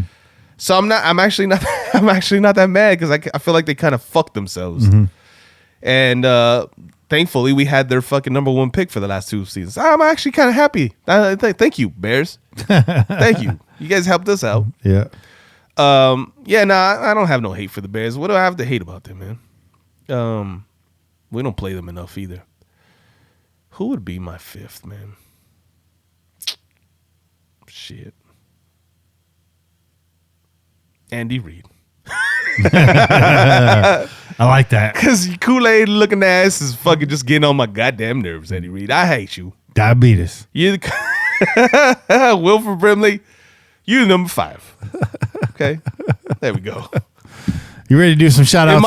Hey, let me just say this: if Mari Schottenheimer was still playing, he'd probably be number 2. Oh, fuck Gunther Cunningham. He'd probably be number 2, dog. I'm just saying. But yeah, shout out. Shout out. Shout out to Mike Glennon. You need to check out from the neck up. Let's do some shout outs on Twitter. Shout outs. Shout out to Junior Kessler. Shout out to Little Lou 714. Shout out to Lamont. Big shout out to you. TD TSGT. Is that Lamont from fucking Sanford and Son? No, it's not. You big dummy. Shout out to Michael Clay about that action on Twitter. Shout out to Alex6, Alex5 on Twitter, or Alex V on Twitter. BJ Pratt, Free Mr. Clark, Rob Citrullo. That's a tough name. Mm-hmm. It's a tough name to say. Shout out to She Is Paiute, loves Raiders. I don't know. Fuck Junebug. Shout out to you. C Raider 74. Shout out to Jose Garcia. Shout out to E30 Zach, Troy Schubert, Go Blue and Black. Shout out to Rock Raider 1013. Shout out to the fantasy football guru, who is a man that has been banned from Twitter several times. And he's back under a new banner. Dare I say his real name, Matt Fallon. Shout out to you. Shout out to It's a Hell 96. Shout out to Raider Ren, also at Laylo. Big Pedro 711. Shout out to Justin, J Bang 5234, Drewville 2, Luis Ray 87. Shout out to Jared J Julian. Shout out to the Las Vegas Death Star, also known as Sin City Death Star. Shout out to at Thurnan Renfro, not affiliated with Hunter Renfro. He's just a fan. Shout out to I already did that one. Let's go back to the top here, and yeah, that's that. That's it. All right. Mm-hmm. I got some IG shout outs. Mm-hmm. Shout out to Tovar Ernesto 6. Shout out to Jokers J14369. There's a lot of numbers, man. Just a suggestion to all you followers. Having like 15 fucking numbers after you're at, like, probably, bro, it's the worst. It's probably the worst way to go. So yeah, you start thinking about something creative. You know, come up with a cool. Maybe you got a cool nickname. Run with that, y'all. Run with that. Maybe Raiders at or underscore my nickname. Whatever. You know, maybe your family calls you Gordo, Raider Gordo. I like that. Don't put like 15, 42, 69 hike. Okay, I don't want all those numbers. This is kind of just a suggestion. I run into that too. Real quick, in fact, I started skipping them on shout outs. I'm not transcribing. It's too many that numbers, shit. bro. I'm not doing it. And I get it. Sometimes that's what social media just does naturally. They just throw a whole bunch of fucking numbers after your name. Yeah. But it's up to you to change that. Yeah, finish the at, bro. Finish it out. Get in there and change it, dog. Shout out Nick Garcia 462. Okay, 3 numbers, not too bad. Okay. Shout out Bubba Bonilla. Shout out Northwest Chronic. Shout out to Oakland Bull. Shout out Loyal Raider for Life. And shout out to Matt K 908. All right. We appreciate the follows, y'all. We appreciate the follows, man. And I know we skipped out on a lot of the shout outs the last couple weeks. So for those of you who did add us and didn't get recent recognition, give us a little shout out, give us a little message, and whatever. We'll try to get to you guys because we definitely want to give you guys your props. Yeah, we appreciate all of y'all. We missed a lot in the last few weeks. Yeah, so definitely hit us up. No Name wants to know what about his numbers because he's in the chat right now, and his name is No Name 001 Hey, you reminded me. Shout out first of all. Shout out to you. Shout out to Neil Peart.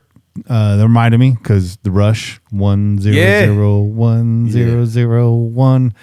Neil Peart, man, passed away this last Tuesday. Lost a 3-year battle with brain cancer. It was actually a very long time to live with brain cancer. All of this after the adversity of watching, or not watching per se, but losing his wife and his daughter in a fire. Damn, man. Just a lot of adversity in Peart's life. Neil, brother, I hope you find peace in the afterlife. I really do. As saddened as I am about this, I'm not a drummer. I'm a drum programmer, but my brother's been a drummer my whole life, and he's taught me a lot. And listening to Peart as a hip hop producer really challenged me to get out of a 4/4 format. There you go. Started producing like 16 bar drum loops and stuff because I was like, oh, my brother listens to Pert. I'm trying to impress my brother. Yeah. You know, and in a family full of traditional musicians, and I'm over here behind a computer. I was trying to do things different. And Pert was definitely a catalyst to that. I think I've seen you live like 5 times. And when I got the news, man, I definitely choked up, man. I don't really get like that with celebrity deaths. It was Pert. When MCA passed away from the Beastie Boys, I cried like a baby. I'm not going to lie. But Neil Peart, that hit me really, really, really hard. So shout out to you and shout out to all the Rush fans. We had a nice little conversation the other day on Twitter. Yeah. So shout out to that whole Rush family. It's a thinking man's band. You can hate on Rush all you want. That's fine. But there is no denying the talent that's in that group. On YouTube, shout out to David Manwarren, Ray Maruoka. Shout out to Bryce Silver. Shout out to Game On Dude, Gabriel Mitz. And we appreciate the follows, man. This YouTube thing is starting to finally get some traction and grow. Shout out to everyone that was in the chat tonight. You guys definitely keep things interesting. Even we don't mention all the comments, but we do try to interact with you at least via text. And you guys keep this really cool. Having a live audience is definitely freshens things up for us here in the studio. Man. Big shout out to Michael Dammer and Mark Zamora who donated this week, and the donations in the chat from Pete and from Victoria. Yeah. We love you guys, man. Pete, I'm serious about that. Draft Guru, I'm going to be ringing your phone, so be ready for that this offseason. We love you guys. We will be back next week. Probably take Super Bowl weekend off, right? I think that's fair. Right. I think that's fair. Everyone's gonna, especially if, like Kane said, if it's 2 motherfucking teams that we don't want to see there.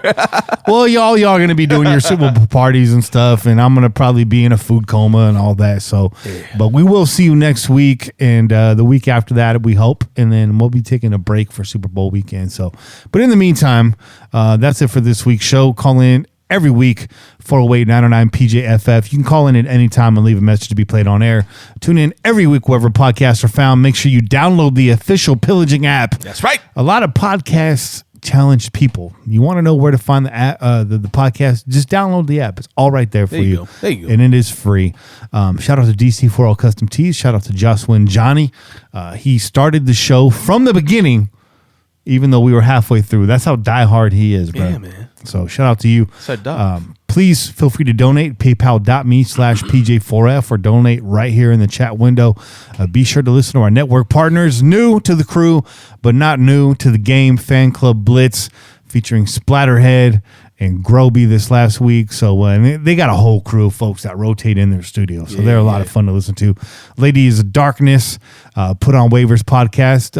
Dwayne brought back the Raiders. Was it the Raiders? I'm blanking right now on the spot. Oh, damn. Why am I blanking on his Raiders show? Dwayne brought back his All Raiders show. You guys have been asking for it. It's back. You know where to find them. Put on Waivers podcast. Is it Raiders today? The Raiders today. Is it Raiders today? Thank you. I think it's Raiders today. I wanted to say, I won't say it because I'm not going to give someone else a free plug. I was going to say another name that's close to that. That's not him, but never mind. Shout out to East Coast Nation, Monster Mash Cannon crew over there.